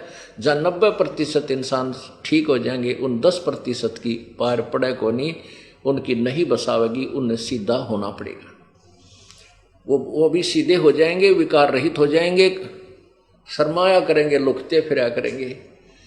अब विचार करना, हमारे जो भक्त हैं, हमारे भक्तों के भगत तो थोड़े बहुत शर्मा जाते हैं रिश्तेदार ने नू के हमारे घर में बीड़ी ना पिए। हालांकि वो ना ऐसा शर्माना लोकलाज करना नाम खंड करता है। हालांकि वो ना ऐसा शर्माना लोकलाज करना नाम खंड करता है। हालांकि वो ना ऐसा शर्माना लोकलाज करना नाम खंड करता है। लेकिन बालक तुरंत कह देते हैं कि हमारे घर में बीड़ी नहीं पियोगे आप।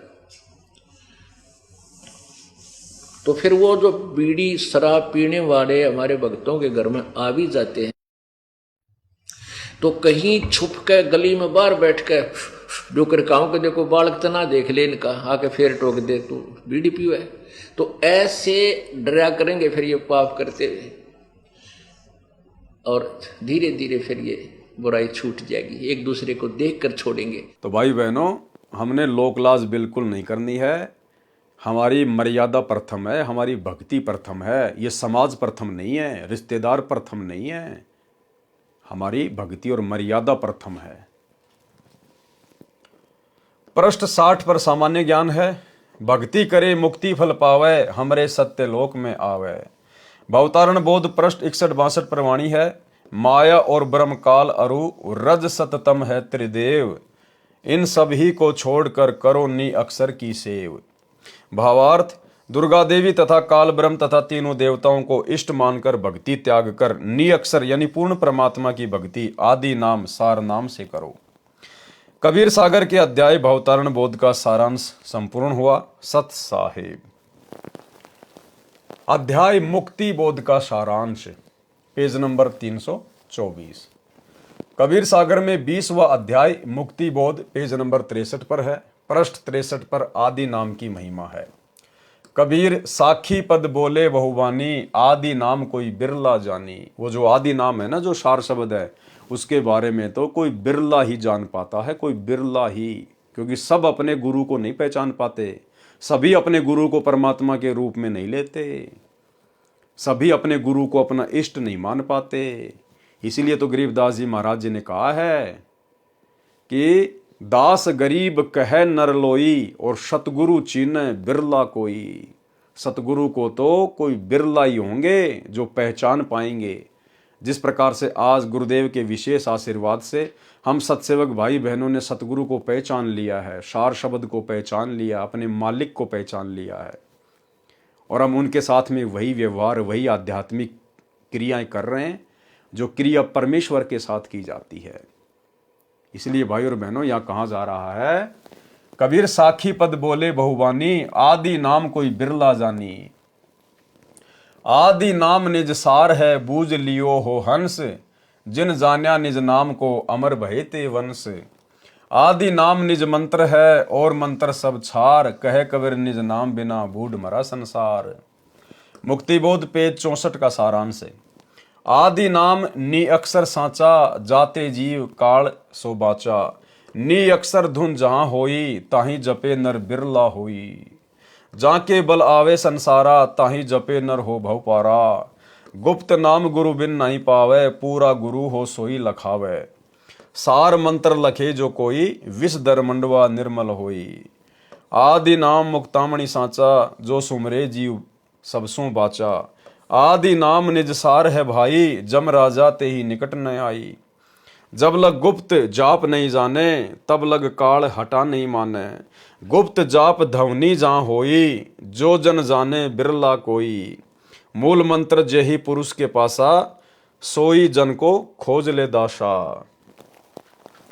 सार मंत्र मूल है ओ सब शाखा, कहे कबीर मैं निज के भाखा। लिखो न जाए कहो न पारा, है अक्षर में जो पावे निर्वारा। लिखो न जाए लिखा में नाही, गुरु बिन भेंट न होवे ताही। ये सार शब्द के विषय में बताया जा रहा है कि सार शब्द का जाप कैसे किया जाता है, सार शब्द को कौन जप सकता है, सार शब्द को कौन दान कर सकता है। उपरोक्त वाणी जो पृष्ठ 63-64 पर लिखी है, उनका भावार्थ है कि साखी तथा शब्द आदि बहुत संत गाते हैं, समझाते हैं, परंतु आदि नाम यानी सार शब्द कोई बिरला ही जानता है। आदि नाम मोक्ष का खास मंत्र है, अन्य मंत्र सब राख हैं, मोक्षदायक न होने से व्यर्थ हैं। आदि नाम ही निज मंत्र है, उसके जाप बिना सर्व प्राणी डूब मरे हैं, यानी संसार के जन्म मरण के जाल में फंसे हैं, कष्ट उठा रहे हैं। आदि नाम कहो, उसे नि अक्षर कहो, यह सच्चा नाम है, इसी से काल से बचा जा सकता है। अब क्या कह रहे हैं परमात्मा, नी अक्षर यानी सार शब्द के जाप से सुमरण करते समय जो अंदर आवाज होती है, यानी जब सार शब्द का सुमरण किया जाता है तो गुरुदेव कह रहे कि अंदर एक ध्वनि होती है, एक आवाज होती है। उस आवाज को कोई बिरला ही सुन पाता है, यानी उस विधि से सार शब्द का जाप, आदि नाम का जाप कोई बिरला भगत ही करेगा, कोई बिरला भगत ही।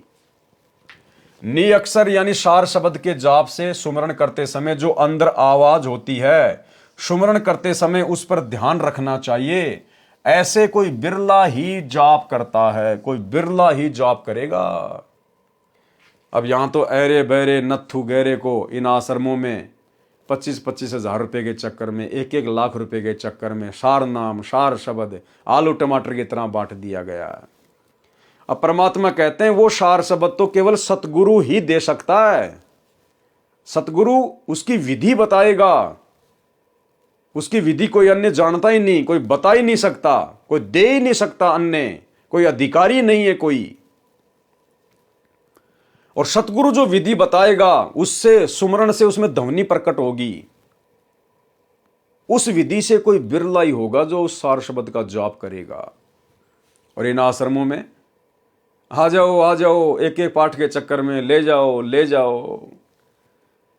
एक भगत जी कह रहा था कि मेरे पास में फोन आया, क्योंकि ये क्या करते हैं, ये तो फार्म देखते हैं और फिर फोन करते हैं। ये तो नामदान सेंटर से फोन गया, जयपुर नामदान सेंटर से, और कहा कि भगत जी आप सार नाम ले लो, सार नाम।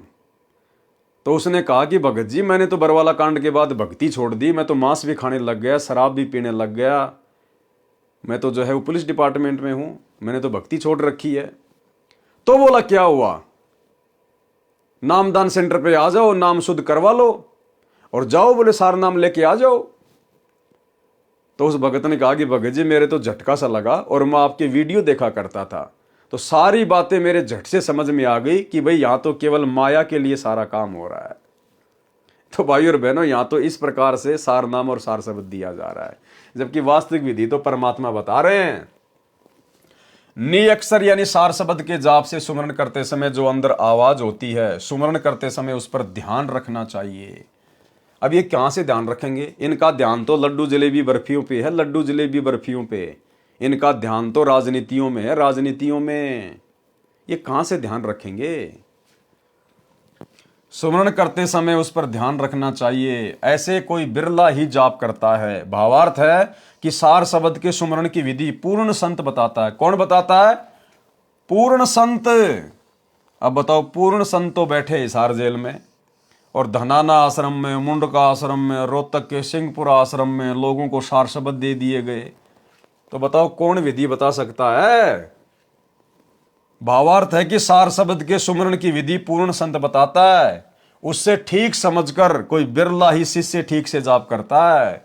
उसको लेने के बाद भी कोई बिरला ही भगत होगा जो ठीक से उसको जाप करेगा। जब तक गुप्त जाप का ज्ञान नहीं होगा तब तक काल दूर नहीं जाएगा। अब वो गुप्त जाप की विधि भाई सतगुरु बताएगा, दूसरा नहीं बता सकता। हे भगत, जिस संत के पास सार शब्द के जाप की गुप्त विधि है उसको खोज लो। लिखो न जाए लिखा में नाही, गुरु बिन भेंट न होवे ताही। लिखो न जाए कहे को पारा, है अक्षर में जो पावे निर्बारा। अब बताओ इन्होंने क्या सार शब्द दिया होगा भक्तों को? ना वो लिखा जाए ना वो बोला जाए, तो इन्होंने क्या दिया होगा? भावार्थ, जो गुप्त जाप है उसके सुमरण की विधि लिखी नहीं जा सकती। न मैंने लिखी है, यानी न ग्रंथ में लिखाई है। जाप की विधि सबके सामने नहीं कही जा सकती।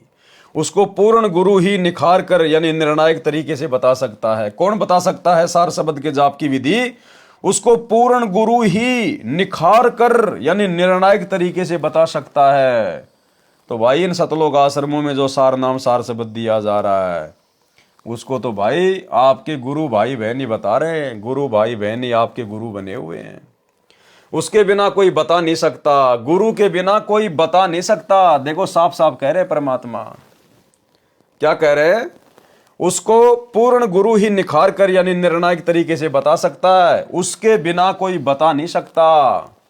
तो बताओ हमारे गुरुदेव तो हिसार जेल में बैठे हैं, फिर इन आश्रमों में सार शब्द के गुप्त जाप की विधि कौन बता रहा है? यहां तो कह रहे हैं कि उस पूर्ण गुरु के अलावा कोई बता ही नहीं सकता। तो ये भगत भाई जो इन आश्रमों में सार शब्द दे रहे हैं, क्या वो हमारे वो गुरु हैं क्या? इसलिए दास कह रहा है कि ये फर्जी है, फर्जी। ये परीक्षा चल रही है, परीक्षा। परमात्मा यही सब कुछ तो देखने के लिए आप और हमसे दूर हुआ है कि इन्होंने मेरे को समझा क्या है, भक्ति को समझा क्या है इन्होंने। सार शब्द के जाप की विधि भी अक्षर में है, यानी बोलकर बताई समझाई जाती है। किसके द्वारा? सतगुरु के द्वारा। पृष्ठ 65 पर कोई विशेष ज्ञान नहीं है, पहले वर्णन हो चुका है। पृष्ठ 66 पर भी कोई विशेष ज्ञान नहीं है। कहे कबीर सुन धर्मदास सुजानी, अकय हतो ताई कहो बखानी। भावार्थ, जो नाम अकय था यानी जिसका जाप बोलकर नहीं करना, उस मंत्र के सुमरण की विधि को बोलकर बताया है। पृष्ठ 67 पर सामान्य ज्ञान है, पृष्ठ 68 पर कोई भिन्न ज्ञान नहीं है। यहां वहां हम दोनों ठाऊं, सत्य कबीर कली में मेरा नाऊ। गुप्त जाप है अगम अपारा, ताही जपे नर उतरे पारा। कबीर जैसे फनपति मंत्र सुन, राखे फन सिकोड़। ऐसे वीरा सार नाम से काल रहे मुख मोड़। सोहम शब्द नी अक्षर बासा, ताही भिन कर जपिए दासा। साखी, जो जन है जोहरी, लेगा शब्द बिलगाए। सोहम सोहम जप मरे, मिथ्या जन्म गवाए। भावार्थ, परमेश्वर कबीर जी ने स्पष्ट किया है कि मैं दोनों स्थानों पर हूं, यहां पृथ्वी पर सतगुरु रूप में तथा सतलोक में सत्य पुरुष रूप में। क्या कहा कबीर परमेश्वर ने? कि मैं दोनों जगहों पर हूं, नीचे पृथ्वी पर सतगुरु रूप में और ऊपर सतलोक में सत्य पुरुष रूप में। तो भाई नीचे पृथ्वी पर वर्तमान में सतगुरु रूप में कौन है? कौन है? सतगुरु रामपाल जी। तो कौन हुए सतगुरु रामपाल जी? स्वयं सत्य पुरुष, स्वयं कबीर परमात्मा। परमेश्वर कबीर जी ने स्पष्ट किया है कि मैं दोनों स्थानों पर हूं, यहां पृथ्वी पर सतगुरु रूप में तथा सतलोक में सत्य पुरुष रूप में। कलयुग में मेरा नाम सत्य कबीर नाम चलेगा। गुप्त नाम का जाप किया जाता है जिसकी शक्ति अपार है।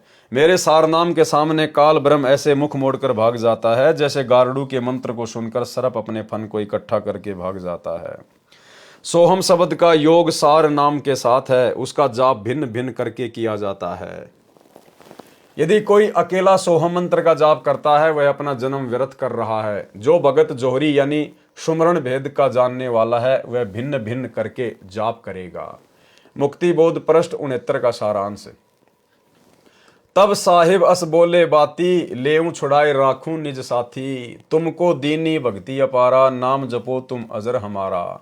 श्रवण माही कह दीन्या भाई, तो ने विवेक आ बैठाई। नाम सुने मोर मोह कह पावे, जम जालिम तेई देख डरावे। सब कहे नाम सुनाऊं, जो आवे हम पास। शब्द हमारा सत्य है, मानो दृढ़ विश्वास। भावार्थ, धर्मदास जी ने बताया कि मेरे को परमेश्वर कबीर जी ने ऐसे कहा कि जो मेरा नाम जपता है उसको काल से छुड़ाकर अपने पास रखूंगा। जो मेरा नाम सतगुरु से सुनकर जाप करेगा वह मेरे पास आएगा। मैंने तेरे कान में आदि नाम बोलकर सुना दिया है, उसका विवेक करा दिया है। जब मैं कबीर परमेश्वर तेरे को नाम दान का आदेश दूंगा, तब वह सार नाम अधिकारी को नाम सुनाओ। इस बात का विश्वास रख धर्मदास, हमारा मोक्ष मंत्र सत्य है।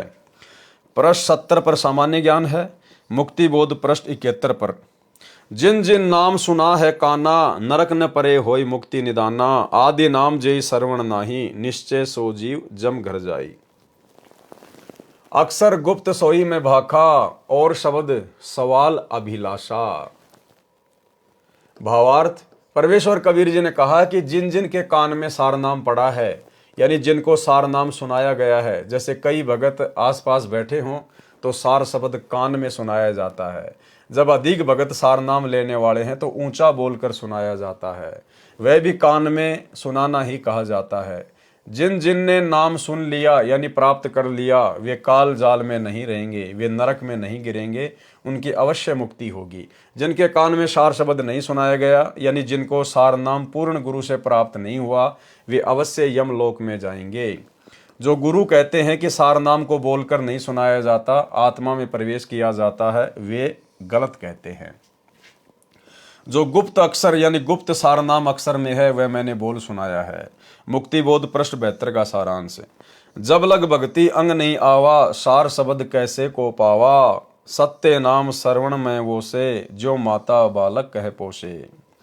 भावार्थ, परमेश्वर कबीर जी ने स्पष्ट किया है कि जब तक प्रथम नाम तथा सतनाम के जाप से भगत के शरीर में भक्ति प्रवेश नहीं होगी, यानी दोनों मंत्रों की भक्ति कमाई संग्रह नहीं होगी, उसको सार शब्द कैसे दिया जा सकता है। सत्य नाम जो 2 अक्षर का है, उसको भी बोलकर सुनाया जाता है, कान में सुनता है, यानी सब मंत्र कहे और सुने जाते हैं। नाम के जाप से आत्मा को ऐसे बल मिलता है जैसे बालक का माता के दूध से पोषण होता है। मुक्ति बोध का पृष्ठ 73 का सारांश। इस पृष्ठ पर भी सामान्य ज्ञान है। जब लग सार नाम गुरु नहीं बतावे, तब लग प्राणी मुक्ति नहीं पावे। जब लग सार नाम गुरु नहीं बतावे, अब बताओ, यहां तो हमारे गुरु भाई बता रहे हैं इन आश्रमों में, तो सार नाम बिन सीप बिन मोती, उपज खपे बिना हर खेती। आदि नाम है अक्षर माही, बिन गुरु नरक छूटे नाही। सोहम में नी अक्षर रहाई, बिन गुरु कौन दे है लखाई। भावार्थ, जब तक शिष्य सार शब्द को प्राप्त करने योग्य नहीं होता तो उसको सार शब्द नहीं दिया जाता। जब तक सार शब्द नहीं मिलेगा तब तक मोक्ष नहीं हो सकता। आदि नाम अक्षर में है और उसको गुरु से प्राप्त किए बिना काललोक का नरक का जीवन नहीं छूटता, यानी मोक्ष प्राप्त नहीं होता। सोहम शब्द के साथ सार शब्द का संयोग है, उसको गुरु ही शिष्य को बताता है, अन्य किसी को तो सार शब्द का ज्ञान भी नहीं होता। देखो क्या कह रहे हैं गुरुदेव, उस सार शब्द को कौन बताता है, उसको गुरु ही शिष्य को बताता है, अन्य किसी को तो सार शब्द का ज्ञान भी नहीं होता।